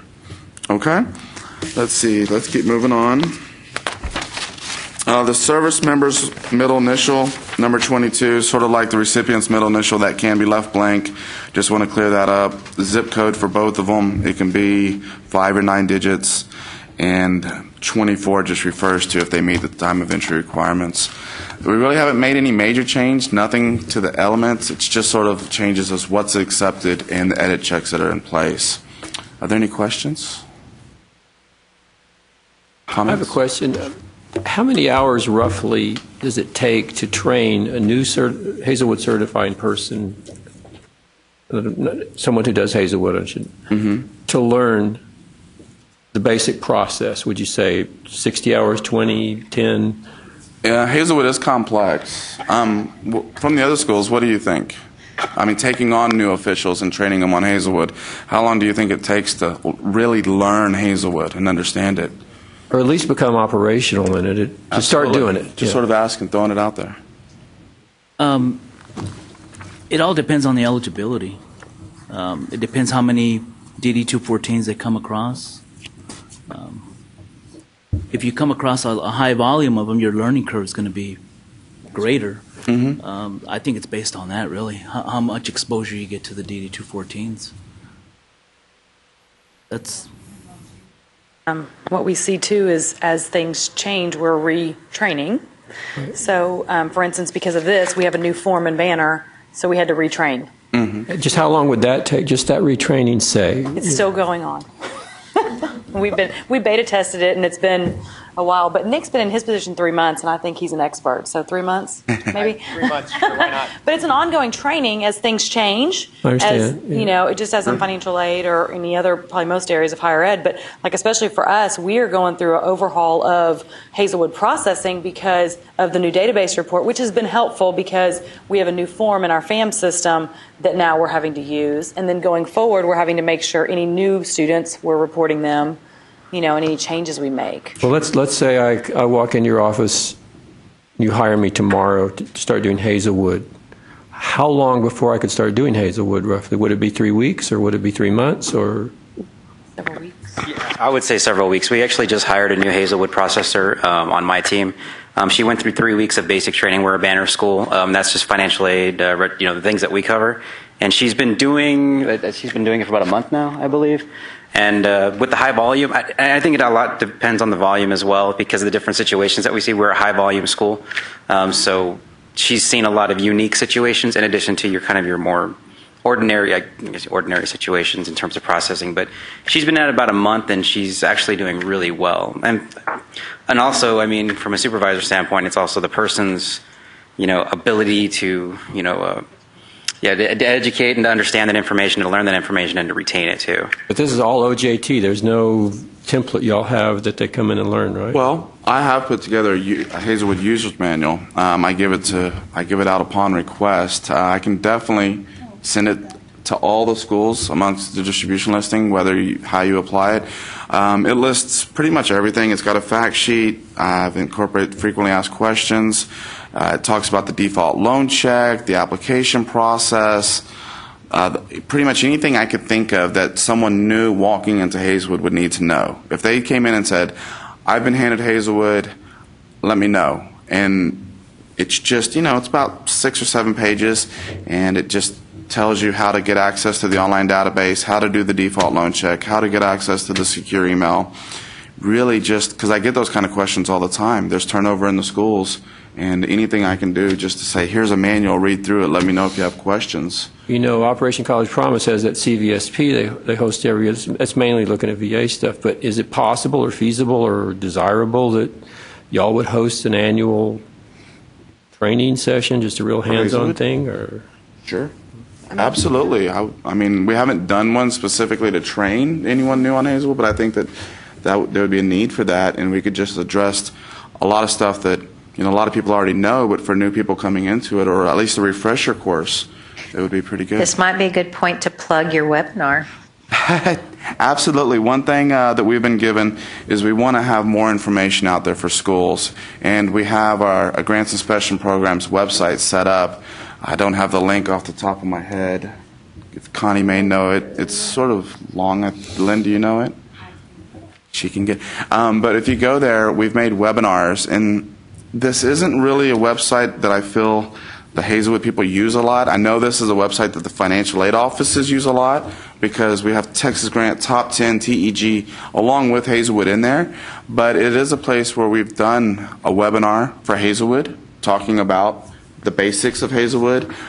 We've identified a need to do a webinar about the new report that I really wanted to get reports in and identify some things and work through it. But now's a good time that we've worked through those. I need to create a webinar for the new report talking about common mistakes and so on. But you can go there and you can view webinars for Hazlewood, Texas Grant, Top 10, actual sort of like going to a presentation. It's pretty much our PowerPoint presentations with our wording behind it, and little things like that to help. But I think definitely a formal training, maybe once a year for new people with Hazlewood would be good. And any ideas that y'all have, other ideas that y'all have that will help us provide the training that you need? And you're assuming that we're trained, but we're open. We're open. Sometimes this red light, oh, there we go. And this is a mistake that I made, so I'm going to openly admit it. On the file layout on number 14, the older versions of the database were 1 through 6, and now it's 0 through 5. So just make sure that everybody's looking at that. Because I had a 2010 version of the file layout, a 2011 version of the file layout, and the new version is a little different. So I tried to burn all of those, but I didn't. I keep everything. So the crosswalk was just a little different. So just make sure you're using the most current version of the database file layout. Absolutely, because if not, you'll be coding them incorrectly, and you'll get errors or miscorrectly report your students. Justin, I'm sorry. Oh, I was just going to ask one quick question. Are we always going to round up, even if the hours they've used is 1.159? Are we always going to round it up? You don't have to. If it's 3.1, 3.2, you can take it down to 3 as long as the combination of their federal hours and their Hazlewood hours equal their total hours used. If you're going to round up on the Hazlewood, then you're going to have to come down on the federal. Just use your judgment as to which one is correct. Again, we're going to go by what you report to us, so report what you think is most accurate. Okay. And I had a question. At the Alamo Colleges, we had 2 institutions that migrated who had ownership of Hazlewood. We went from financial aid at Northwest Vista and San Antonio College to the VA offices.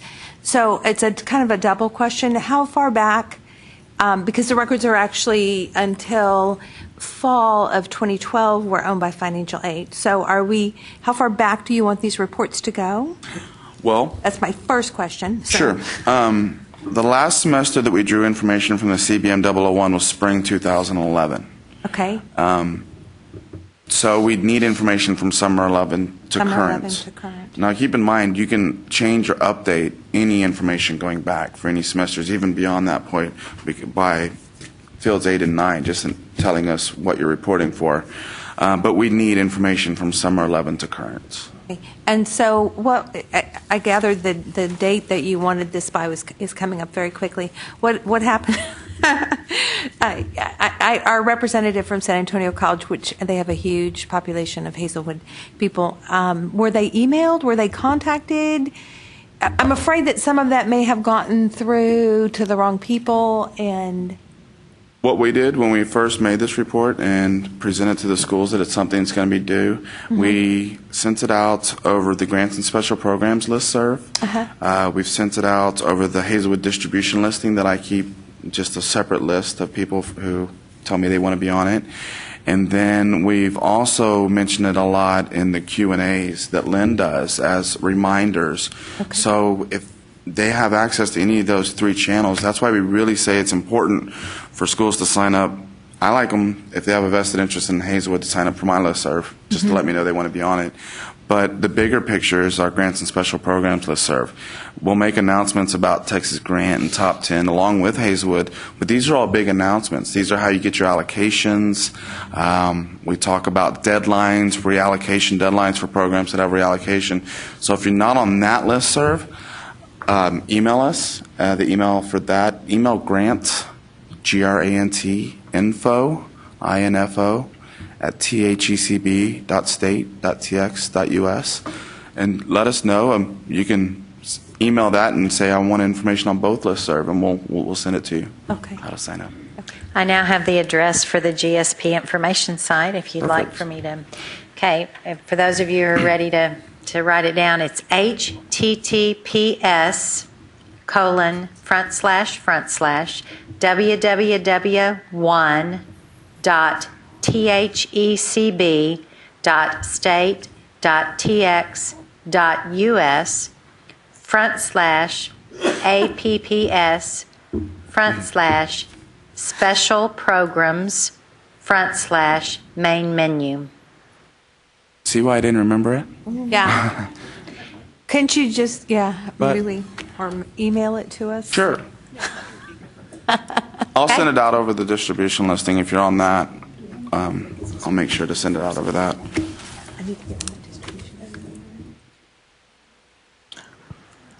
Looks like I have some more Just real questions, quick, too. when you entered the meeting, make sure that you signed up on that sign-in sheet. Did you ask for their email address? Sign-in sheet? Okay, as long as you're on there, we definitely, if you're not on the Hazlewood listserv, we'll add you, but we'll get you the information as well. Absolutely. I just have one more question. If you're using the CBM 1 reports prior to summer 2011, for legacy students, you have found a way to connect the veteran to the child? No. That information is staying the way it is.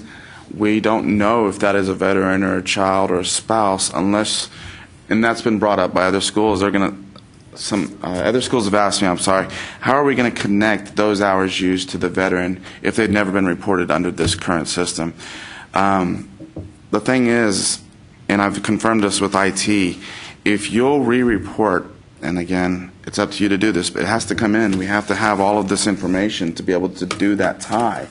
But if you identify students where their hours aren't being tied into the veteran, the only way to tie them is to re-report those hours. Even if they're the accurate hours that they did use that semester, if you re-report that social under this report, then any hours in the database under that social for any other semesters then will be tied together. But we have to make that tie for all those hours to migrate in. For like a legacy student, if they've never been reported, if they're no longer coming to your school, so they'll never be tied, those hours will never be tied to a veteran.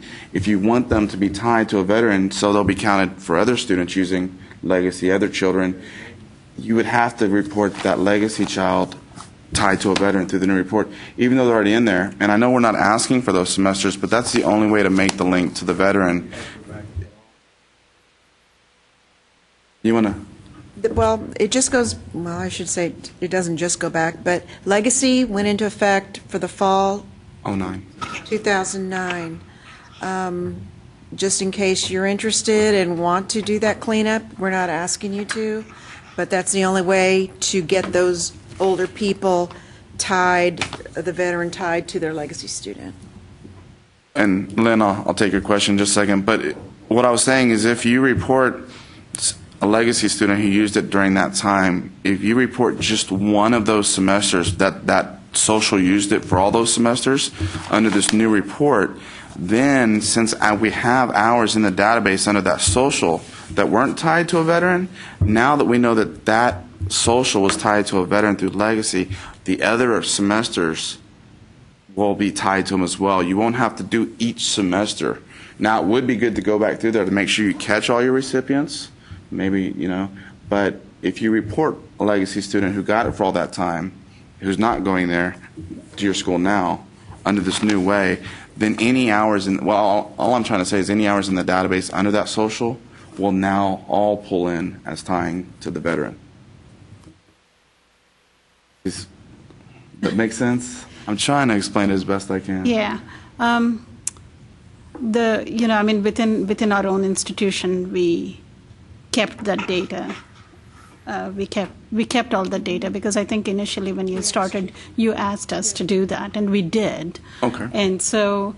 Well, that's where, if you have a good running system in place, if you're on Banner or you have a good system to generate these reports, if you're willing to go back and run your system for those prior semesters and re-report the hours, even if it's the same hours that are already in there, by reporting them this way, we'll just have more accurate data in the database. But again, we're not asking for those semesters. That's sort of on your own discretion if you want to do that. So in other words, when we look for a total of 150 hours, are we require, do we just look at your database and not worry about something that we may have maintained? How do we award these benefits if in our database we are exceeding the 150 and in your database we're not? How do we It goes back to if the database isn't accurate, the only way to get it accurate is from the schools, because we don't know for those prior ones that were reported under the CBM 001, we don't know if they were legacy or disabled or if they were the veteran. The only way to identify those prior records would be to re-report them under this new report. If you have the information because you were collecting it because we asked you to for 2009, 10, and it's not in the database, you're going to have to compare them. Yeah. And then to clean it up on our end in the database, it would have to be reported under this new format. We just didn't have this kind of information from the CBM 001. And I would appreciate it if you did, but we're not going to mandate that you do. That's really all that I have for my section. Sorry, Lynn, go on. I have two comments and then one question. The first comment is that they would really like to get a copy of the manual that you referenced earlier. So if you could send that out, were you going to send that out to your I'm going to go ahead and send that out over the listserv. Okay. If you don't need it, just delete the email and go from there. Another comment is that this person could sit down and train someone to do Hazlewood in 1 full week. She wanted to let everyone know that because you asked. Cool. And then the question is, I'm confused on the service member date of birth being optional. Our reports were returned with errors for those not having the date of birth for a service member, stating that it is required. Because, again, these changes moved, and a lot of these changes moved to production this week. So at the time they submitted the report, this change wasn't in place. It should be in place now. Again, they're moving them this week, so I'm hoping today every change I mentioned is done. There's nothing more that needs to be tested. IT's put it in place, and so that's all it is. When they submitted, it wasn't optional, but now it is. Sure.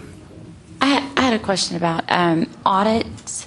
Do you have any idea when we are to expect an audit or sneak up on us 2 weeks after the report is due? Well, Jane Caldwell just magically appeared, and she might be able to answer that question.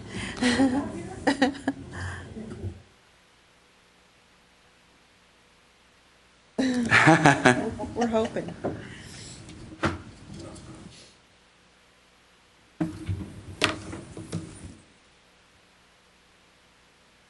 Good afternoon. I'm Jane Caldwell, and I apologize for not being with you from the beginning. I have been with you in my office through the broadcast, but there have been no specific discussions about audits on Hazlewood, but obviously with it last year or in 2011, the value was $72 million. The probability of it coming up on someone's menu for audit is going up. We have not conducted Hazlewood audits from the coordinating board before. Obviously, the state auditor's office has a primary auditing function, and so they're a possible source of that kind of thing. I think your question is very valid in that I think that this is something that probably should get on people's agenda for review. But at least right now, we don't know of any specific plans to put into operation at a time specific an audit plan for Hazlewood. Again, as has been mentioned several times, we're in a significant transition period in the program. And so audits would be challenging at best right now as you look at several sources of information. But I think as this new system steadies out and gets in place, that the likelihood of that again will go up. So we haven't heard of it, but I wouldn't be surprised for that to come up. But it would not be one, at least right now, I know of none planned by the coordinating board. But the state auditor's office is the primary agency for those kinds of functions. Hope that's helpful. And I just got another question online. When submitting the new report, and another one just popped up. When submitting the new report on or corrections to the new report, are they required to be reported as .dat files, or can they be sent as .csv files? The report instructions are unclear. It's my understanding that they have to come in as a PRN file. It's a fixed length file. I know in the testing, when I did it, I had to save it from Excel into a PRN as the format to be accepted. Now I assume when the software programs like Banner and PeopleSoft and the other ones are creating it, that the final result that's being uploaded is saved in this PRN format. If they're not, that's my lack of knowledge about it. The only way I know that it can be finally saved to be submitted is in this PRN format that we put in the instructions. So the other formats, I don't know if they can be accepted at all, under my understanding. If you will send that to me, we can check with IT. Sure. Okay. The next question is, your last update to the manual is March 2012. Is there a newer version? No, that's the current manual. The process, March 2012. Well, you're talking about they're talking about the database manual versus. Oh, this other okay. manual. Yeah, no, the user manual that I've done has been after that because the applications were. You said March 2012? This person says that the last manual she's received was March 2012. That may be accurate because we changed the applications last year. The default loan check was in place by March 12. Everything off the top of my head I can think of that's in the manual hasn't changed since March 12. Manual to the report, perhaps? No, I'm sorry. You're talking about two different manuals. Yeah, I'm thinking of the user manual. It says, I'm sorry, she has in her RE Hazlewood manual. For the Hazlewood database report, no, March 2012, it hasn't changed. The structure hasn't changed since then. Except for the edits. Except for the edits, yes. This one was. Mm-hmm. What might make sense is, since these things are changing even as we speak, that section of it would be updated and sent out either by itself or as the manual as a whole. Sure. I'll do that. I'll update the possible error messages and what's being compared. The actual format of the report hasn't changed. Some fields are optional, but if you input, the number of characters has to be what's in there.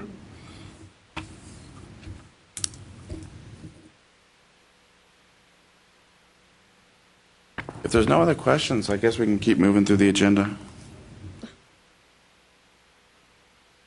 Okay. Jane, let me give you this.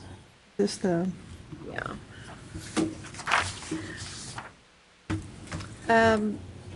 We kind of took things out of order, and since Jane's here and we've got about a little over an hour, we thought it's a good time to take up the legislative recommendations and go over a couple of topics that I believe some of them are addressed in the recommendations, but others just might be clarification that we have become aware of that might be helpful to you. And I'll turn it over to Jane. Okay, on the agenda, there are, under discussion topics, there are three specific ones mentioned. First two have to do with legacy. Can hours be transferred to more than one child? Our instructions and our understanding of the program since the beginning has been that it is only one child at a time. We recognize that makes it difficult for families with multiple children, especially if they're all in college at the same time. And about the only way that we know of to accommodate those students would be to decide in a sequence and assign all of your hours to child number one, give them a limited time for using their share, then revoke those hours, take the remaining, give it to child number two, and then revoke the balance and give it to child number three. Again, there is no provision in our program for making it available to multiple children at one time. Yes, ma'am. Well, we'd like to see a little bit more structure or documents on that, because we have a veteran who has two children attending our university, and it depends on, they don't care about the paperwork. They'll fill out all the paperwork you want, but it depends on when the students register how much daughter A's tuition is and how much daughter B's tuition is as to which one they're going to cover that semester. That makes sense. And there's nothing that keeping us from saying, please don't do that. Really, I mean, they can transfer back and forth as much as they want, as long as we have that acknowledgement from student A that she's aware that dad's going to give the benefits to student B next semester, and student B says yes. I mean... Okay, so from a school standpoint, you'd rather have it less flexible? Yes. Okay. But I understand, you know, we want to do what's best for the veteran, but it's really a lot of work on the schools when the veteran's allowed to say, okay, her tuition's $100 more, so we're going to switch it over here this semester. I don't know that we have anything in rule as to how that's to be handled, and we can look at it about making it more precise. The problem really is these are hours that the veteran has earned, and we want, to the extent possible, to give him or her the flexibility to use them as necessary. The problem, as you said, is really timing, and if they make those decisions late in the semester, then you've got to do refunds and adjustments to the one child and adjustments to the second child. I don't know really what we can do about it. The intent is to give the students, the vet flexibility. Can I ask the rest of you, is that issue creating problems on your campus? And do you also feel that the options to move hours from one child to another should be restricted? We have a veteran who has used it for multiple children in the same university. One every semester switches back and forth. Okay. And you know, we are okay because we just asked them to write us a note, and within our database we just document that somebody else is using it, and therefore the student, it's not available for the other child.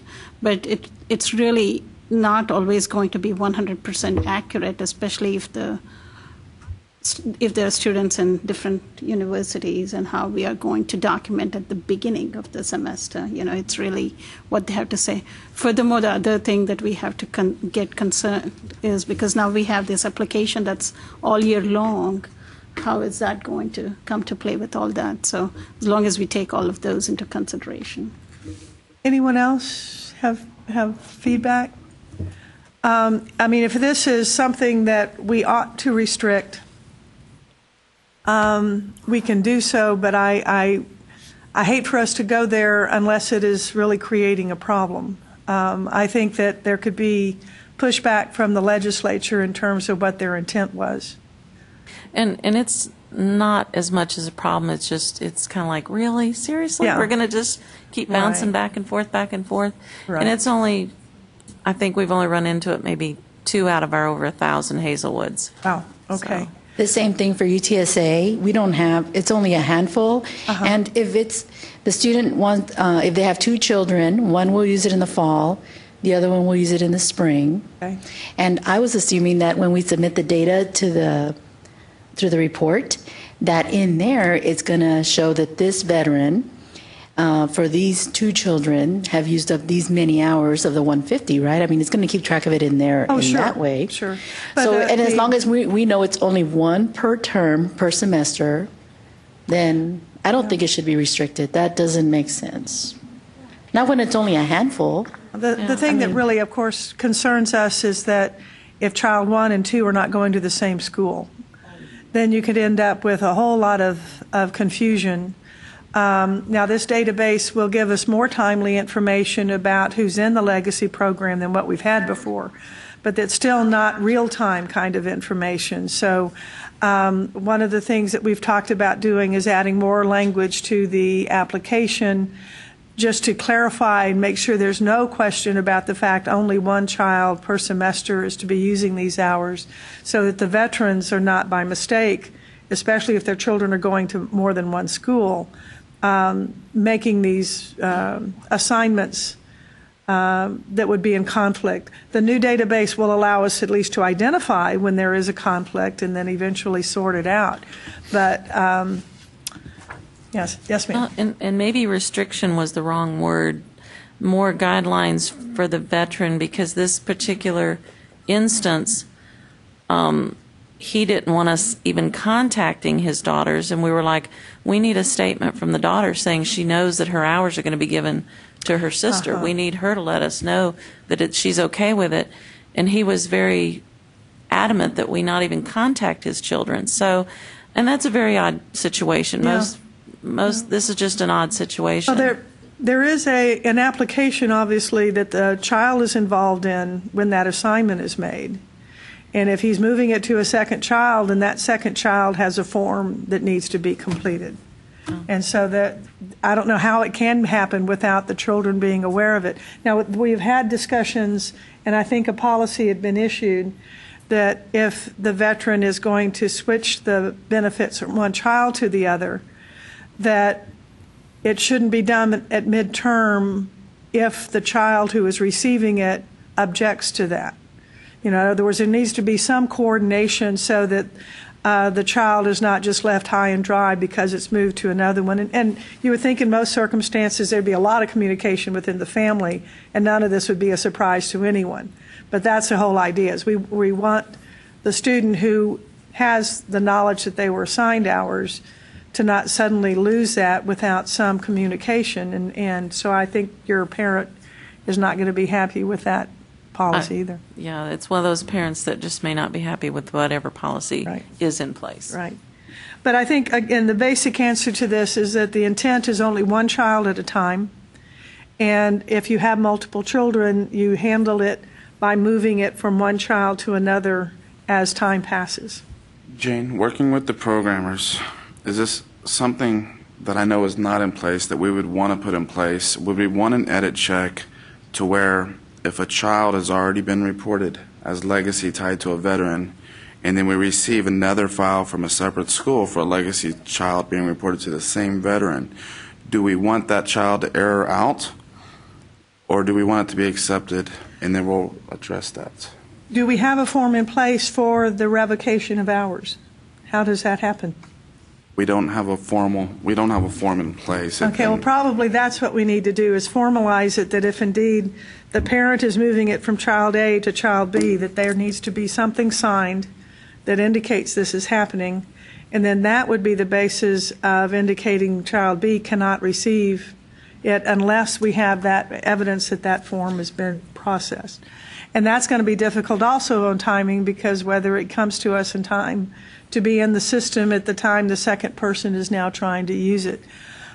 Our problem is always going to be timing in this program. And any suggestions you have as to how we can make it efficient? I think Justin's example. Okay, let me start here and then I'll come to you, sir. I think Justin's example was if they show up at the same term. Well, what I mentioned is we don't currently have an edit check in place to say if a second child is reported under legacy tied to the same veteran, that it errors out and doesn't allow it to come through. In the same term? Or for the same term. In that case, that person is not using the revoke method. That's catching abuse, basically. Or just that there's not a process in place to make that official. I understood you to say that the student received it in one semester, and the next semester you receive an application indicating a different child is receiving it? No, what I meant to imply was that if UT reports that child A is using it from a veteran, and then a different school reports that child B is reporting it tied to the same veteran for the same semester, we don't have an edit check for the second school coming in to say that a child's already been reported. You report the student errors out. As long as these fields that I talked about are met, they're both coming in. Okay. And do we want to put one in place? In the very least, we need to flag them so that we can follow up. Right. Sure. I do have a concern about that. For example, in a summer semester, we have many different sessions. If a student from a veteran is attending a session that begins in May, ends in June, but whereas in July the second child is attending any other university, then although in our system we may call it a semester, it's really in one session that they actually used it. So we just have to think about all those little details and how that might work. And one of the things that you said somewhat concerned me, in that the fact that you have a contract for assigning hours from a veteran doesn't mean it can be moved among their children without going through the assignment process. Okay, and maybe that's something we ought to figure out how to do in the long term, is to come up with an annual form where they say in this semester it's this child, in this semester it's that child. Yeah, but you can't, or the system is set up to allow the veteran to assign the hours to one child. And if they have other children at that institution, it can't be given to those other students, other children, until it is taken away from this child and given to those children. So again, and I don't mean this as criticism of UT. What we've got to do is work out the system, the policies for how best to handle this. And yes, sir, did you have more to add? I think the issue that in addressing Justin's issue of having two simultaneously enrolled children would have to be handled at the school, and who would choose the short straw and pulling back the benefit would be up to a school to do that. Well, see, the problem, I think, is that what if they're at two different schools? Well, like I said, somebody's going to draw the short straw, and that school gets the honor of pulling back the benefit versus the other school. Now, maybe the first one who enrolled or whatever criteria you want to establish, but that would be how that played out. So the process would be that when that second record hit the system, right, it would be rejected, and that institution would need to approach the student, who then should get the parent involved, right, about where that benefit is for that term. Right, somebody's got to pay tuition. And that's where we would need to put an edit check in to do that. Yes. Yeah. Yeah. Is it on now? Yeah. Oh, okay, Yes. thank you. Sorry. I'm sorry, everybody. I'm just going to ask a really stupid question. Now, in regards to the intent for a service member to only, or veteran to only be able to award hours to one child at a time, and they're only allowed to use, only one child can use the hours in a given semester.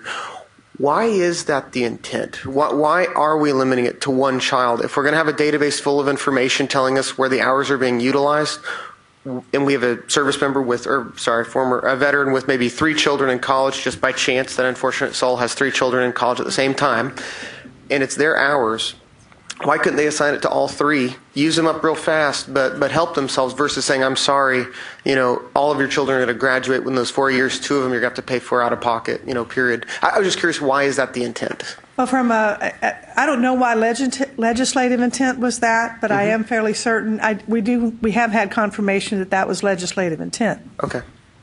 From an administrative point of view, the nightmare of trying to keep track of those hours when they're at different institutions and such is where I would get hyper about it. Obviously, if the legislative intent changes and they want to do it that way, then we'll find a way to make it happen. But again, until we get to an online,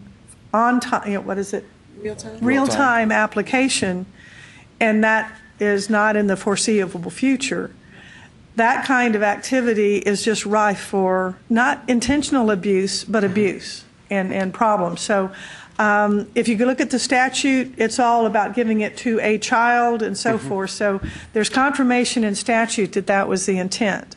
Right, and I wasn't doubting the way it's being administered. I was just curious why that was the intent in the statute. That was really my question. And to tell you the truth, I don't know why. From an administrative point, we were glad to see that. But as to why that was their decision, I don't know. Okay. Okay. Well, I think when the report is submitted, and, it's not going to even be found until after the semester is finished, or depending on when you ask us to submit the It will information. be during the term, yeah. So, are you going to give us the deadlines for, how we have our reports due from summer 11 to now, due next Thursday, November 15, 2012. So when is the next report due? Is it going to be on a semester? April 30th. Oh, cool. Now, okay, so then on April 2013, if UT Austin pay out a student, exactly like how she's in the example, and we have a student too, and they're both legacy, then when we submit a report, we'll both get an error, right? Is that what's going to happen? The first one would clear, the second one would error out. If Oh, it's so for the unless same we do ours semester. early, Grace, did you hear that? So that's your then we reward get for doing it early, right? we get paid for it, but the other school will have to deal with the. Oh, okay. And those are the two due dates. Have you thought about a summer due date? I haven't. That's what I was sort of going to talk about. They can submit. And I just wanted to point out, those are the due dates that we're looking for reports by, but, you can submit reports whenever you like. So, if you want to submit 2 or 3 reports during a given semester, you can do so. If you left off a student, late registration, you can submit a report for that one student. You don't have to wait till your next report. Feel free to generate these reports as you need to generate them to put information into the database. Just know that we're looking for at least 2 reports a year unless you don't have a veteran population using Hazlewood. Okay, the second question was, in revoking hours, how is this to be documented? We don't have a form yet developed, but we believe that it is something that would need to be signed by the veteran indicating it, and ideally the student who previously had the hours signing an acknowledgement of losing the hours for the future. But we don't have a mock-up of that form. If anyone has additional suggestions, we'll welcome them, and we'll try to get that pulled together. When we talk about legislative proposals, that'll come up a little bit more at that time, and so that may be better context for that. Okay. Third question is the Attorney General opinion. Where do we go from here? That also I'd like to cover when we're talking about legislative proposals. And if that's all right with everyone, we'll move on to that. Sure. You should have a set of materials. Did they get this as well? Yes. Okay. If you would pull this version, this copy out, this is the format that was used by our staff, the coordinating board staff, to make proposals to our board.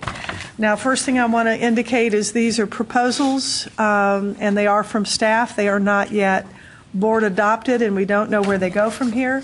The other thing I would point out is that even if they are adopted, or once they're adopted by the board, for something to be a statutory change, there's going to have to be someone who picks up that proposal and introduces a bill to accomplish that.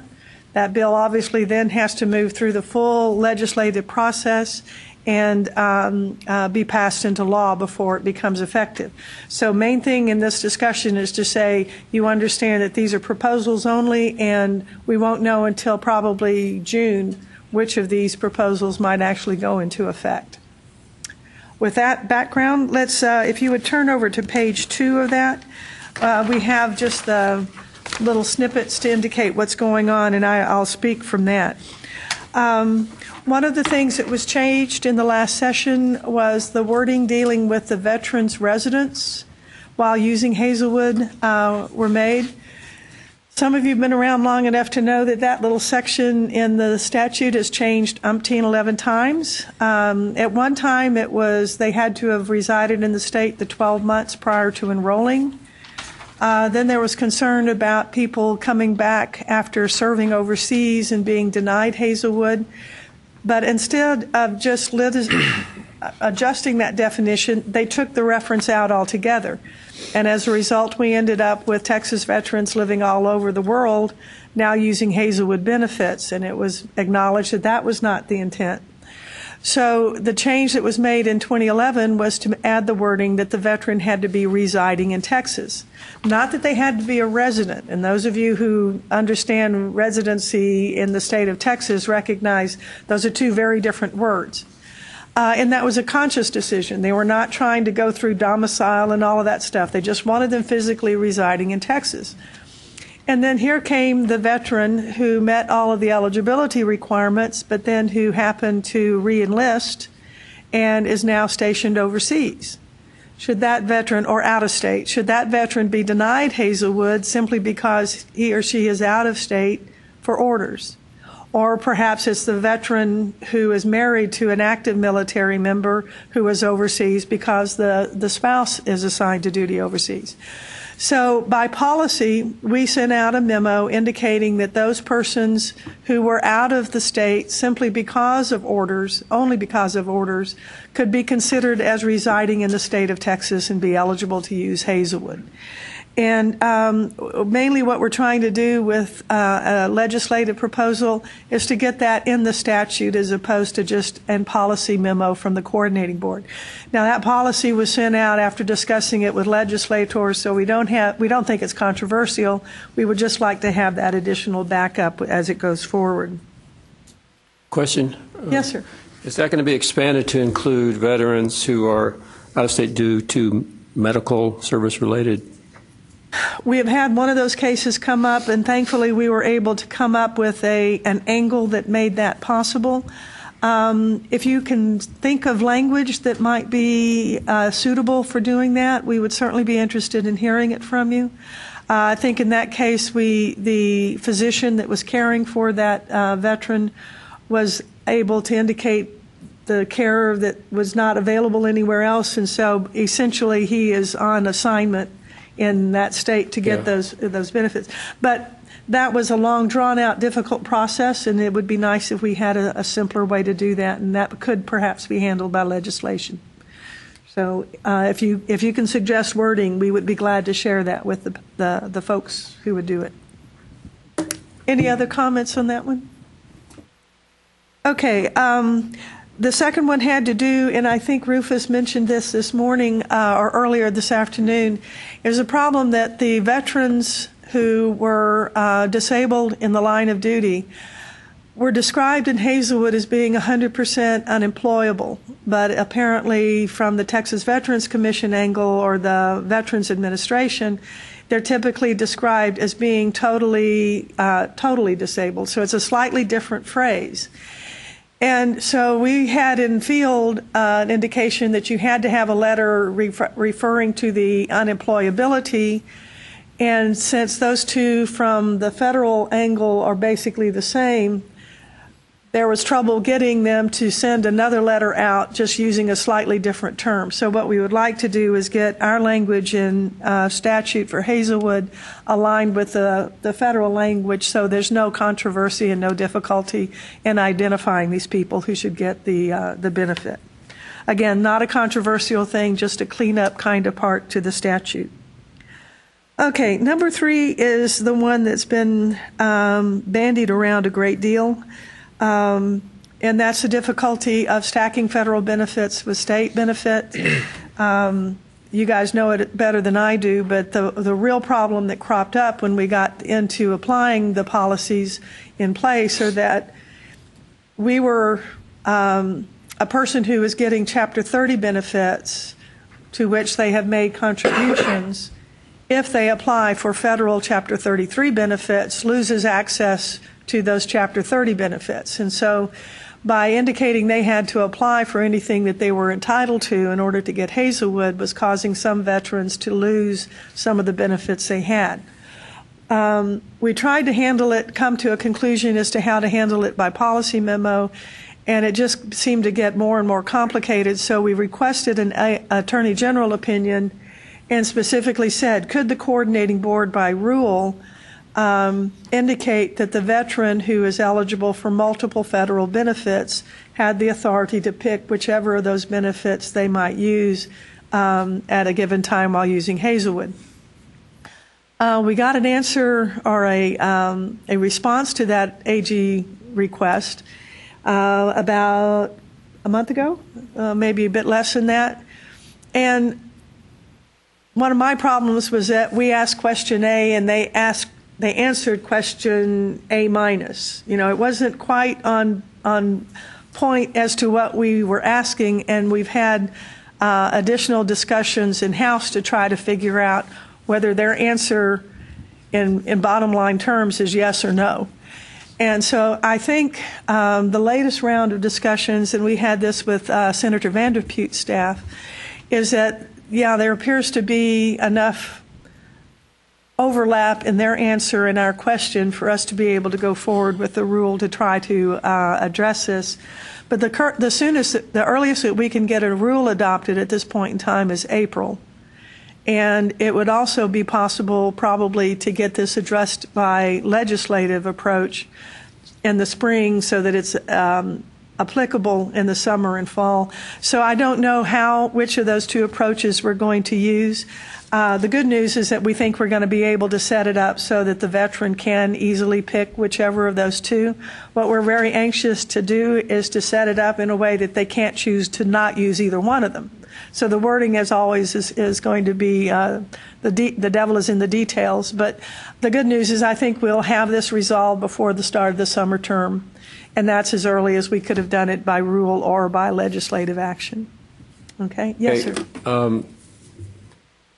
When we're just reading the summary of the Attorney General's letter here, I just want to make sure this doesn't allow a veteran under state Hazlewood law to use Hazlewood before Chapter 33 or any other chapter. Am I correct on that? I mean, there's no... The wording is that they do not have to have exhausted the Chapter 33 before using Hazlewood. So if I wanted to use my Hazlewood first instead of Chapter 33, are we unclear about whether I can do that? And again, remember, there's another part of the statute that indicates that Hazlewood eligibility is based on your entitlement to federal. So we can't... again, this is why we've had additional conversation since this came out. Okay. And I think what will happen is in the long term, we will end up with wording either by rule or by statute that indicates that the veteran has the authority, if they have multiple benefits that are relevant to Hazlewood, meaning that they're for tuition and fees only, that the veteran has the ability or the authority to choose which of those they will use at the time of using Hazlewood. But we're going to word it hopefully in a way that they are going to have to use one or the other while using Hazlewood. So that would allow them to do 30 first and then immediately move on to 33. But it's still not quite clear. I'm not the only one that's not clear about that. We didn't feel the opinion response really answered our question, and so that's why we're trying to figure out if we can get there from here, or if not, we'll go the legislative approach. Well, if someone comes in this next semester and says, I want to use my Hazlewood first, is there anything do they just get to do that? Well, again, the statute indicates that if you're entitled to benefits for tuition and fees, they have to be considered. And so the real question is which one of these if you have multiple. And so I think that answer is you can't use Hazlewood without using the other two. That's what I think, but I was confused by reading it. Well, there are situations when if the service for the veteran was prior to 2001, then they would not have benefits under post 9/11, and therefore, if they did not want to use 30 and they wanted to use Hazlewood, under this legislation, you can use Hazlewood without using Chapter 30 if you want to, because again, if the conflict between 33 and 30 is a federal conflict, not a Hazlewood conflict. So if the federal regulations indicate that prior to 2001, Chapter 33 does not interrupt the ability to use Chapter 30, then there's no conflict as far as Hazlewood is concerned. So you can use Hazlewood in that situation. Yes. They don't qualify for 33. Right. Exactly. Yeah. Right. Okay. So the good news is we'll have it resolved by the end of the spring term, and we couldn't get it. In the meantime, there's a policy memo out there saying institutions are to do what they feel appropriate, and kind of a sidebar would be, and we would hope what they think is appropriate is whatever helps the veteran the most, so that would be not requiring them to use their Chapter 33 if their 30 is available. And I just might add that memo was from last spring. Mm-hmm. So if you need another copy, we can send it. Right. Okay.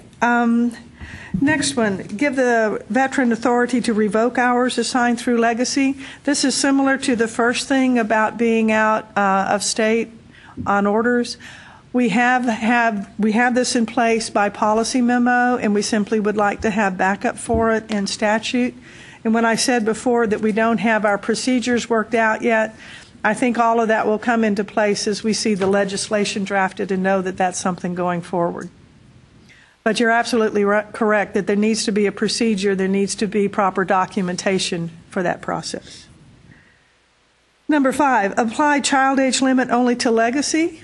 Somehow, unintentionally, the bill that was passed last session, Senate Bill 639?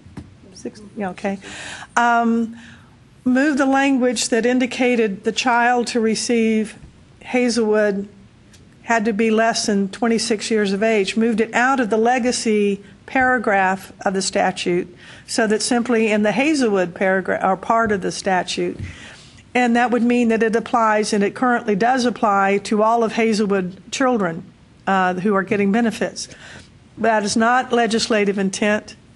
Right now what's happening is that is applying only to new children who are coming into the program, not children who are already in the program receiving benefits. And when I say children, we're talking about the children of deceased or disabled members of the military. So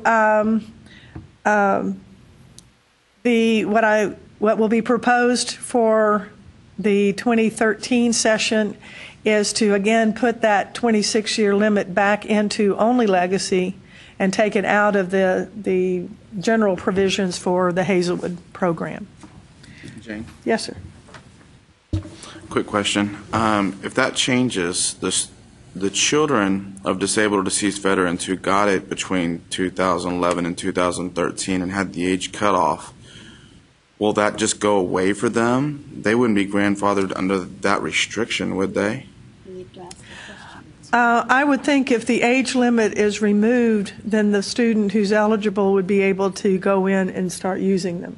So the person who might have, if I started using them for the first time this year, and I'm 25 and a half years old, and so I could use them now, but under current statute, I couldn't use them in the next year.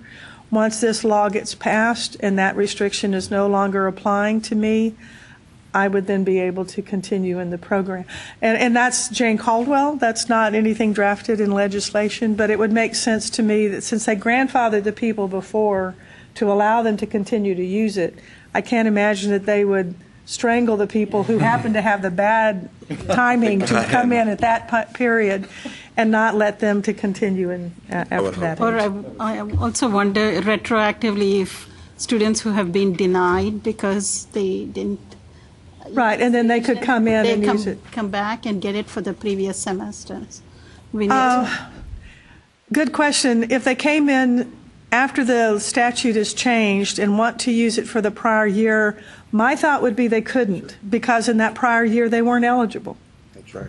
But they could use it for the future, and of course Hazlewood can be used into graduate school, so they have a fairly open window before them. Again, a good question, and that's first I've heard it, but I would think that at the time that they're enrolled, the law indicated they couldn't use it, so I don't think they could retroactively apply it. Jane? Yes, ma'am. But then does that little caveat that says they can go back for a year since yes, they and were... I'm very aware of that, and there's a little voice in the back of my head saying, are you sure you want to say that, or do you think that's... Again, it would be something that we need to check with legislative counsel, but or legal counsel, but I think what I said makes sense, but whether it's the way it would work, I don't know. Has someone written that question down about after? Okay. Okay. Yeah, those little voices in the back of your mind just drive me nuts anyway. Okay, number 6, clarify eligibility requirements for fallen or disabled veterans. Where I'm coming from here, I'm old-fashioned about how I look at things, and I took the Hazlewood statute and diagrammed it. And what I was interested in seeing was the link of the various requirements to the populations that they could serve. And what started causing me concern is that the sections that deal with children and spouse who are getting benefits based on the disabled veteran is that it refers to they can get the benefit in chapter or in paragraph A of this subchapter. The problem with that paragraph A includes the entrance requirements, that they serve at least 181 days of active military duty, that they have the honorable discharge. All of that is in paragraph A. But we've always interpreted this, and I think appropriately so. This is, again, Jane's paranoia coming up saying, I'd like this legislation to back me up. But we have interpreted it to indicate if you meet the point of entry requirement and then you're killed in the line of duty before you've served your 180 days and before you've had your honorable discharge, your kids and your spouse are eligible for it. So all this is doing is saying, give us legislative backup for saying that. It's the logical thing, but there's that gap in the wording, in the language of the statute, and it would just be nice to have that in there. That's what you get for having a liberal arts major working in these programs. Okay, any questions about that? Again, I don't think that's going to be controversial. It's a matter of adding just a few words here or there in the statute to clarify. And then the last thing is an interesting thing that has been proposed, and that is to add a very general clause to the statute that basically indicates that if it's not in rule and it's not in statute, the decisions of Hazlewood-related questions are left up to the schools. And I think that is in part trying to bail Justin and our office out of this 100-question-a-day parade that we have with regard to Hazlewood. You guys can generate questions faster than we can generate answers. And if it's not in statute and it's not in rule, my opinion doesn't necessarily override your opinion. So what we're trying to do, if this phrase gets passed, is to help you feel more comfortable making those decisions locally if it's not covered in statute. There's some schools who like to have a backup on everything. This would be the backup of making those kinds of decisions. But it really is something that we are in an awkward position to try to answer all of the kinds of situations that you guys are faced. And so we're trying to give some of that freedom to you. In our discussions in-house, I'd like to add this clause to every exemption and waiver program on the books. You know, during an audit, I could always refer back to the general clause. Right. There we go. Again, and just like that, in audit, as long as you're consistent in how you're handling consistent or similar situations, that will back you up very nicely. As long as you're not in direct conflict with law or rule. Yes, sir. Let's say, I think the universities probably like that, but let's say University A handles the situation, University B just the opposite. Right. What do we do? It's still up to them No, I think, and part of the discussion when this was put on the table is that as soon as you go this way, you're admitting that you're going to have differences in the way things are handled among institutions because different schools have different philosophies. And the response that we got was that's okay, as long as the institutions are consistent in-house. And so it's going to be, if this gets added to the statute, it's going to be the legislature acknowledging that there will be some variations from school to school and that that's okay as long as the school is consistent within itself. Okay. Yeah. I think I agree with the way you stated that because I think we would get in bigger trouble if we were varying it student to student. Oh, absolutely. If we're at least being consistent across the board, even though we disagree from institution A to B, the students are going to go to the one that gives them the best. Sure, sure.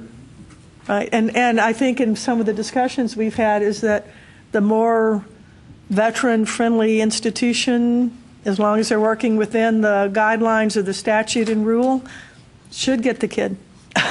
You know, so that's the reason for that clause, and we're open to any comments, suggestions on any of these things that you might have. Did you want to mention? Oh, sorry, there was one other that was a separate. It came up later. There have been a lot of eyes looking at the fact that Hazlewood is becoming more and more expensive all the time. I think about 3 years, in 2009, I think the cost was something like $29 million, and last year, or in 2011, it was $72 million. And so there have at least been discussions of recommending some appropriation to at least partially reimburse institutions. It would probably, if it happened, it would probably function somewhat like the combat exemption, where we reimbursed institutions based on what they reported to us. there's no intent to say, legislature, if you want them to do Hazlewood, you've got to pay for it 100%. The idea is simply to say, if there's money hanging around there that you are looking for a good home, this is a good home because these are institutions following the policies of the state.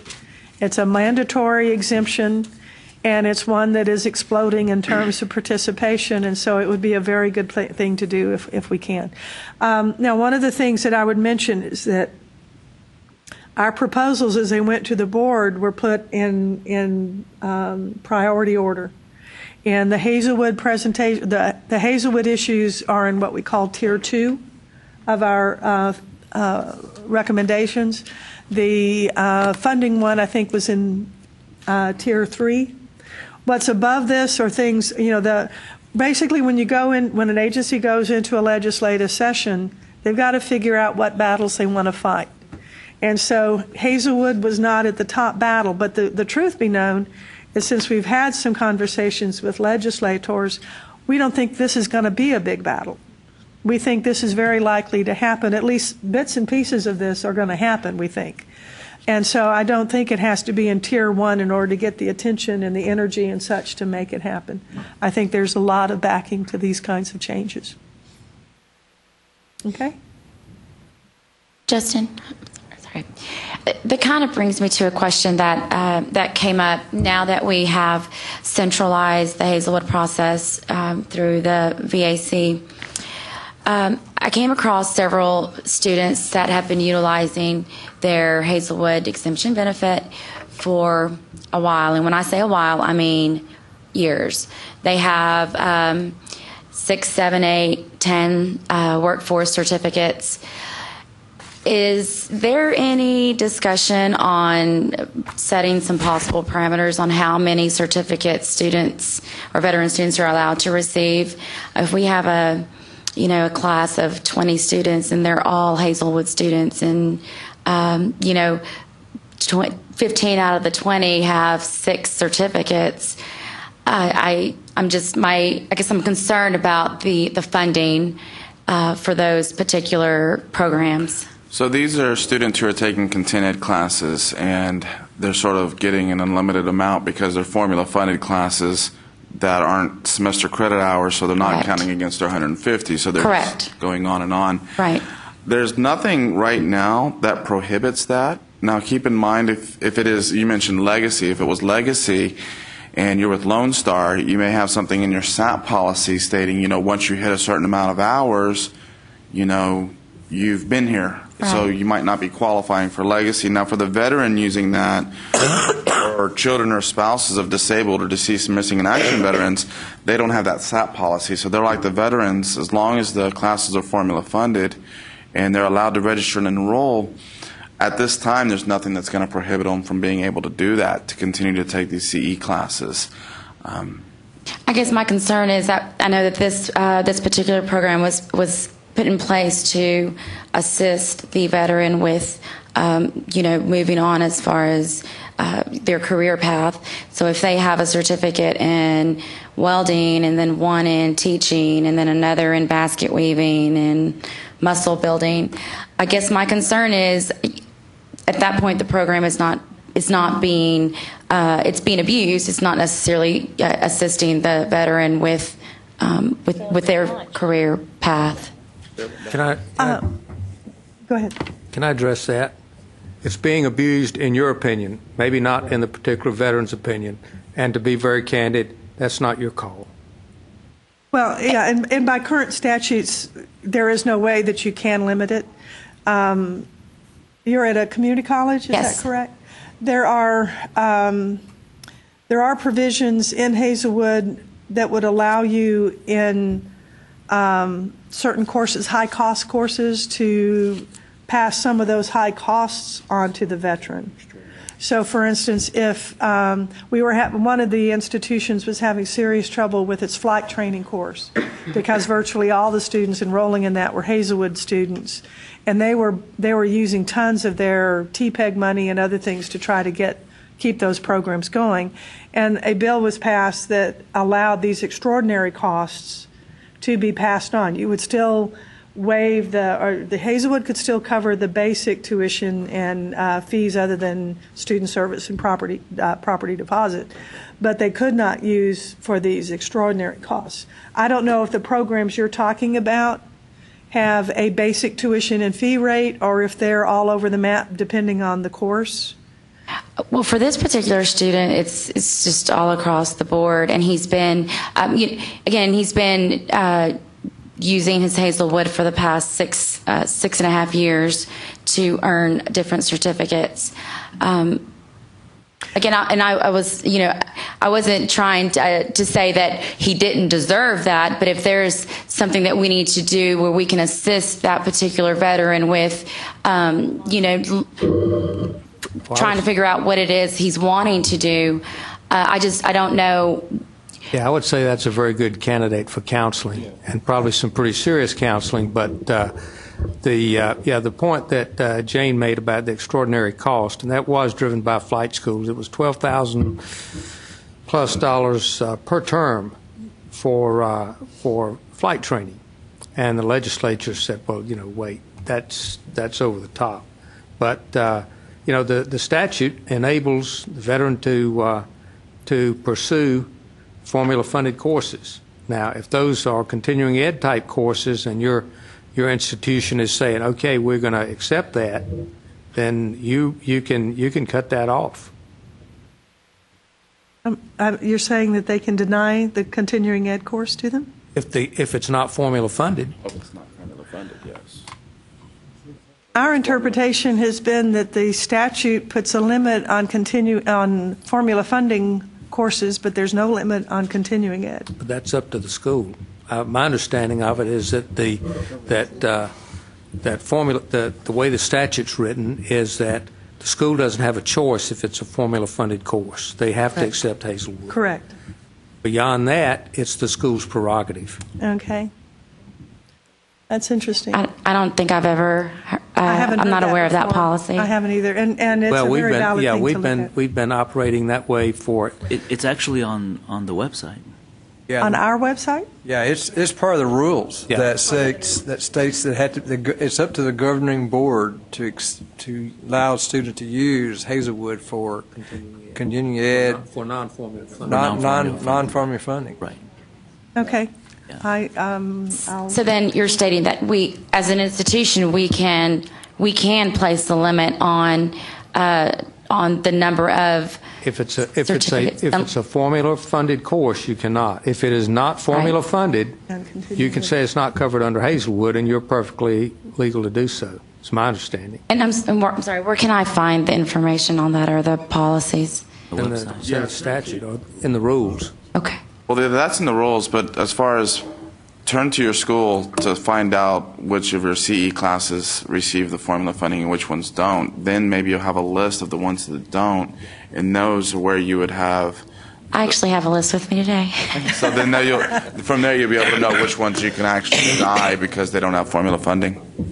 That would help, but Thank you. And I apologize if I've raised confusion on this, but I'll need to look at the statute as well.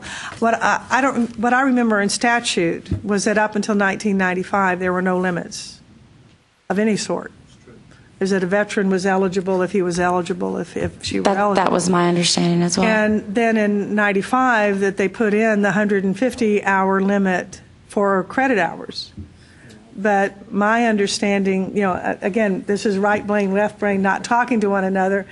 My interpretation of that was that there was no limit for the non-formula funded courses placed, because prior to that they could take an unlimited number of any course. So let us take a look at that.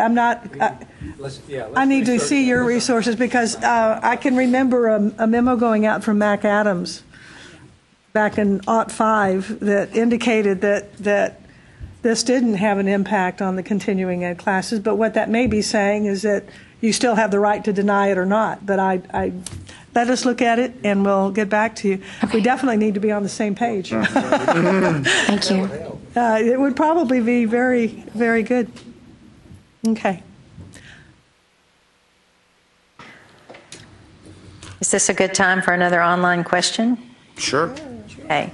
In the event of an audit on the HE-V application form, question 9 states that the veteran must provide proof that they are residing in Texas. What will the auditors look for in proof that the veteran is residing in Texas? It would be ideal if the coordinating board will state what they will accept as proof. This is especially important for legacy students who are using the benefit from fall 2011 going forward, as we must verify that the sponsoring veteran is currently residing in Texas. At this point, the veteran could list any address in Texas on the HE-V, and we wouldn't know the wiser. Well, the rule says that they do have to reside in Texas. It doesn't say how the school is to verify that. So we've left that at the discretion of the school. If it's them taking the word of the address put on the application as proof, that may be with one school's interpretation, and whereas another school may have a formal letter that they have them sign and date. But since we haven't defined what constitutes as proof of residing in Texas, we've left that up to the school. Yeah.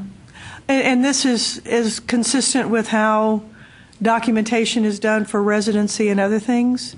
The coordinating board has typically not dictated what documentation. Now, we have the exception of the DD-214 and that kind of thing, official military documents that are readily available and are helpful for Hazlewood.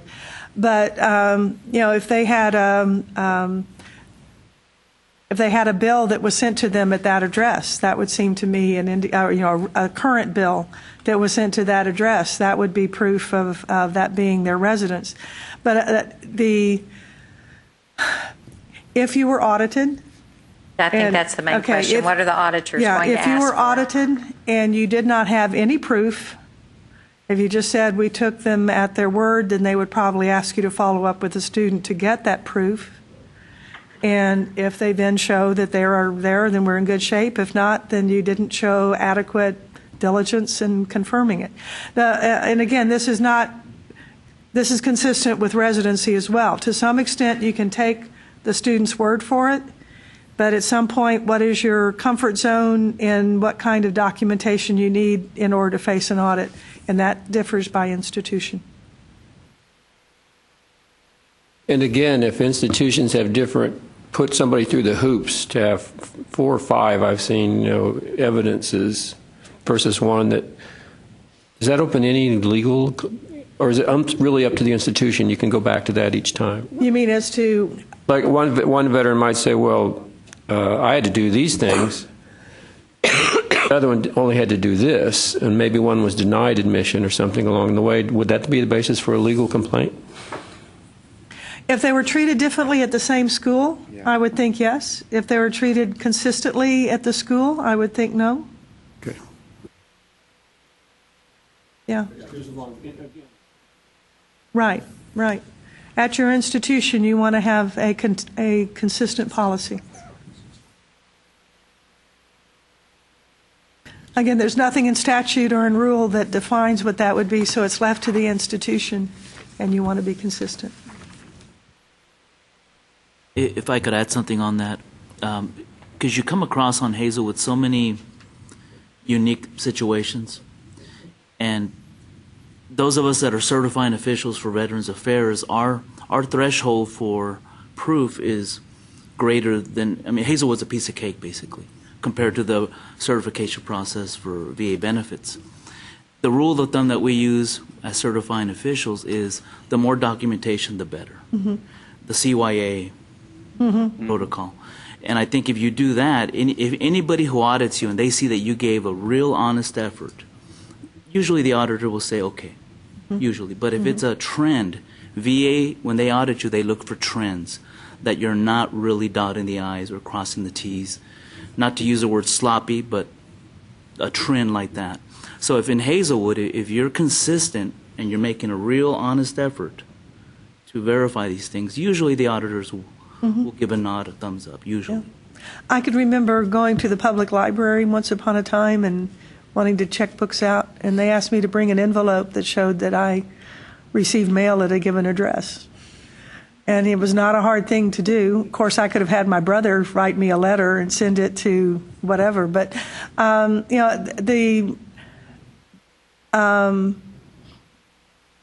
there should be some way to get a third disinterested party indication that that is your address, as opposed to just writing it down, having the vet write it down. It's on a bank stub, it's on or a check stub or something like that.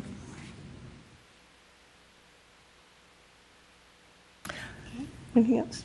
Okay. Thank you, Jane. Mm-hmm. Another question? No, microphone. Here you go. It's on. Thank you. Is that better? One more thing before we wrap it up. There was another handout that is called Institutions and Formal Recommendations for the Hazlewood Exemption for the legislature. These are recommendations that we've received in the past few weeks from various schools. If they have a chance to affect the statute, these are their recommendations. We don't really have time to go over it today, but we would like you to look at it, and if you provide feedback, we would need it quickly. I just compiled these yesterday, so these are fresh off the press. Can we? Yeah. Can we take the first one off the list? Sure. The THECB should determine eligibility and residency. I would like to see that one Including the removed first from one. the That's list. never going to happen. But That second one, read what it seems to read to me. Hazlewood should not be transferable. Benefits should These be earned are- and not given away. Do away with these legacy. are not is our what it's saying. recommendations. These are coming from I schools. understand. I understand. Yeah. So just take them home. If you have any feedback, let us know. But like I said, we would need it fairly quickly if it's viable and we want to include it with our recommendations. Could I ask one other thing? One of the issues that comes up is, should academic progress be a component of Hazlewood? In other words, in order to get a continuation award, you should be meeting your institution's academic progress requirements. How does this group feel? It's mentioned here a couple of times, and we have a proposal for exemptions and waivers in general that go into that. I don't think it should impact the veteran.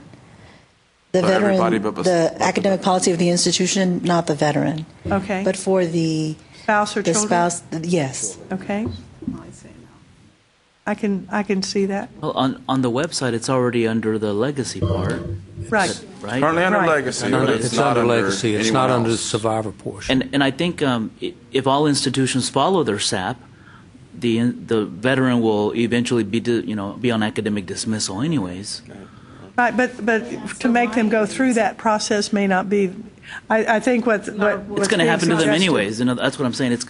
It's going to happen to them anyways. A There's no student reason can for be Hazlewood to suspended from school academically, regardless of what. So they can't enroll anyways, and they can't use Hazlewood. Yeah. So. Right, but in financial aid world, academic progress has a certain GPA, or it may have a completion rate. Right. And things like that, which would cut down on some of the abuses in the program. And there is a proposal for exemptions and waivers to add academic progress to exemptions and waivers. Obviously, this is an exemption. Should Hazlewood be an exception to that proposal? Or should it be indicating only to the children and spouse, not to the veterans? Just depends on how big you want the elephant to get. Uh-huh. Because Yes. all of a sudden you've got to have reinstatement, you've got to have all these other rules in place before this starts. If you kick this can, it's not saying not to, but I can tell you that it gets to be a large can. But the institution already has those rules in place for their satisfactory academic progress policy. They're already looking at those for their other financial aid recipients. I guess that's what I don't understand. If you failure to progress and you keep going below a 2.0, at Lone Star, you have to go home. Yeah, I mean, you know what I mean? I mean, it's not doing anybody any good if you keep failing, and it's not like it's money in their pocket. So if the school keeps with their own policy, then Hazlewood is wrapped up in that anyway.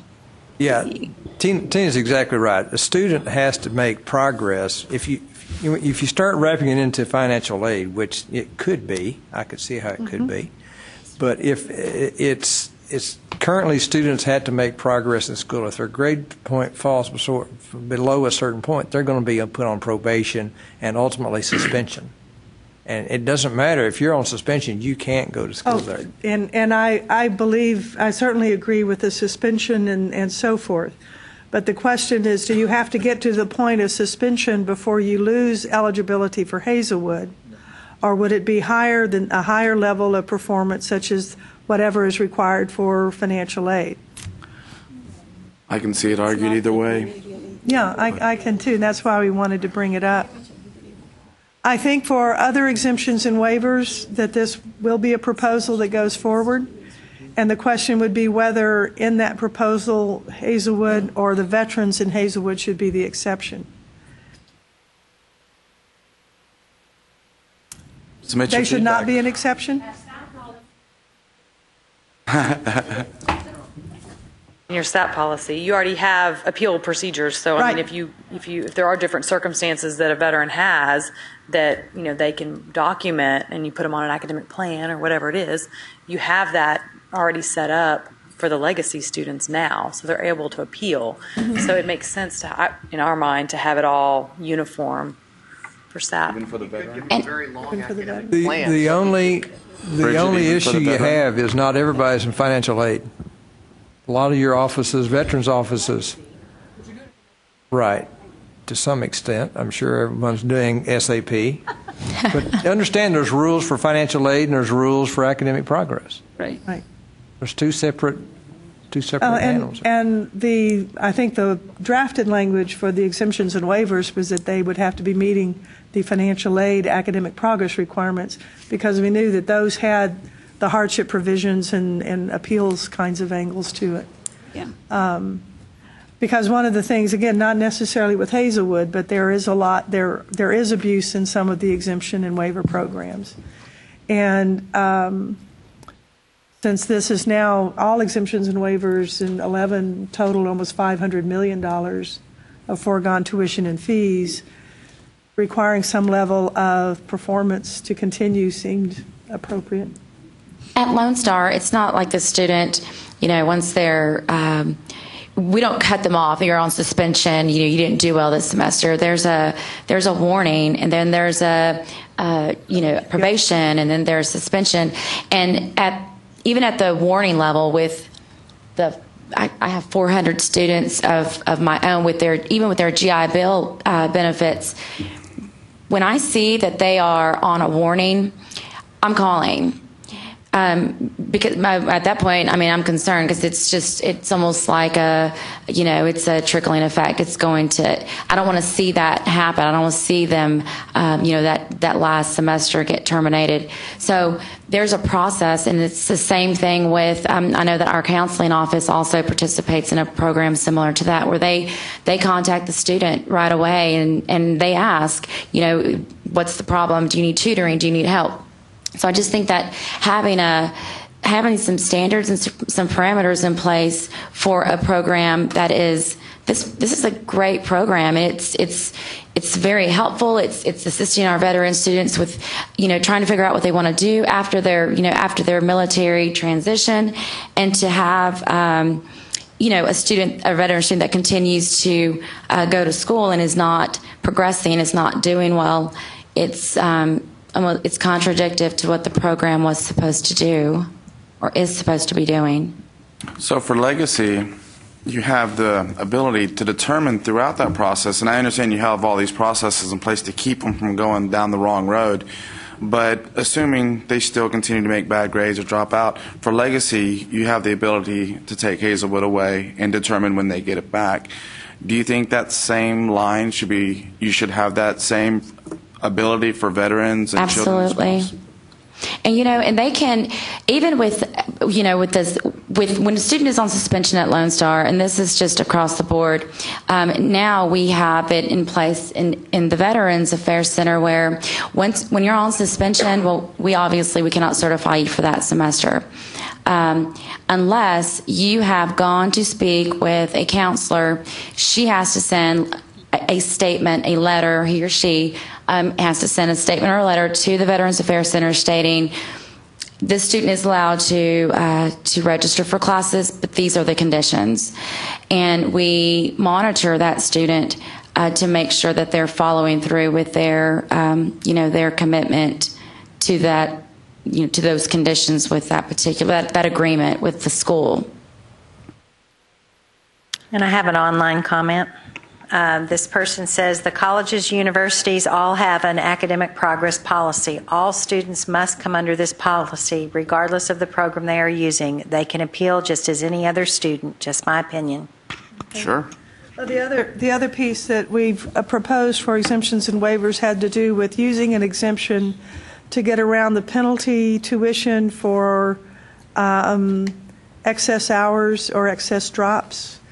If a student is in a program that's 120 hours, but they've completed 150 hours and they're not yet to that degree, the institution no longer receives formula funding for those hours. And they passed a law that indicated the institution could pass that additional cost on to the student by raising tuition up to as much as a non-resident rate, but not to exceed that amount.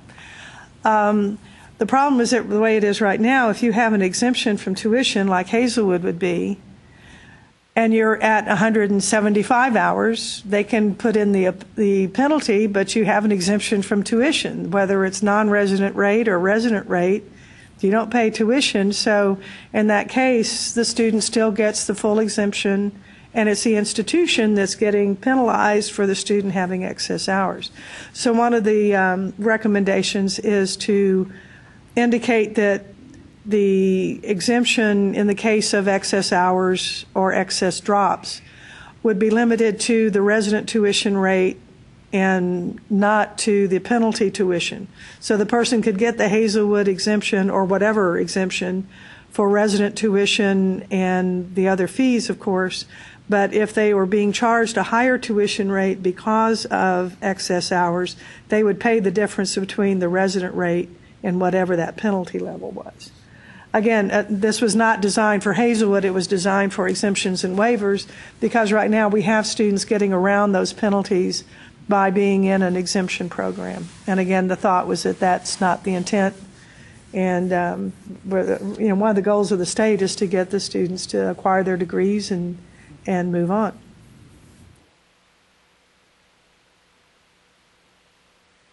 Okay, testing.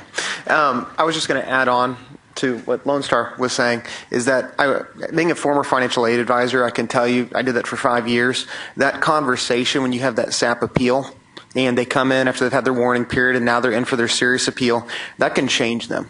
So keeping them, you might have a college within the university setting that's allowing them to just drag out and drag out and drag out. Their GPA is getting lower and lower and lower. They're not getting anywhere closer to progressing towards getting their degree. But then financial aid would step in and say, hold on, if you want your money, we need to have this talk.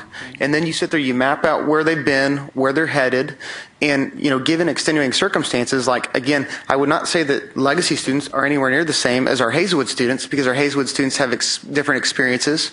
They may be trying to transition to college, etc. But because it's a SAP appeal and I can determine how long I want to give them to meet my minimum SAP requirements, I could give them 4, 5, 6 semesters, whatever. I can be as lenient as I want. So it's not like I'm saying you have 1 semester to get it back and then you lose Hazlewood. But at the same time, having that meeting, I've seen them get fired up. And the next thing you know, it's so fun watching their grades turn around the next semester. So I think that's a plus. Okay. One comment about excess hours. Veterans are generally at a particular disadvantage for excess hours just by virtue of the fact many of them have moved around.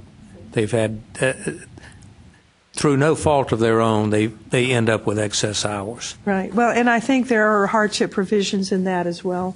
Again, no one is trying to deprive them of their benefits, and it's more a matter of trying to use them efficiently, and so we would need to check that. But I believe that that's in there as a hardship provision. Yes, ma'am.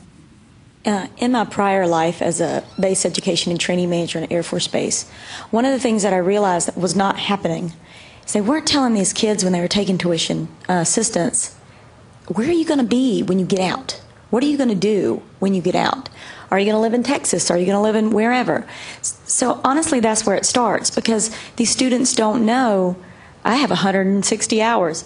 But it means nothing, and I just told this to Rod, it means nothing when you get to A&M, and A&M says, yeah, but this many hours has to be from A&M, and it has to be in this degree plan.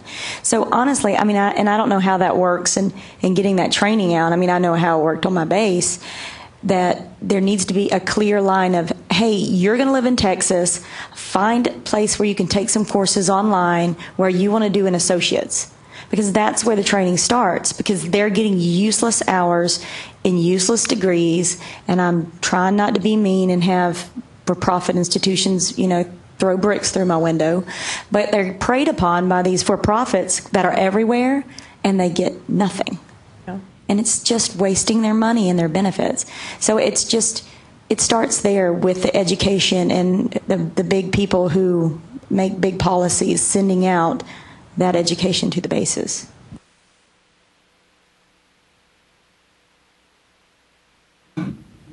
Okay. Does anybody have anything else? I think it's been a good meeting. Don't know when the next one will be. If you have any comments that you were unable to get in, or want to add any recommendations for changes that you'd like to see, let us know. Thank you for your time, and we'll see you next time. Yep.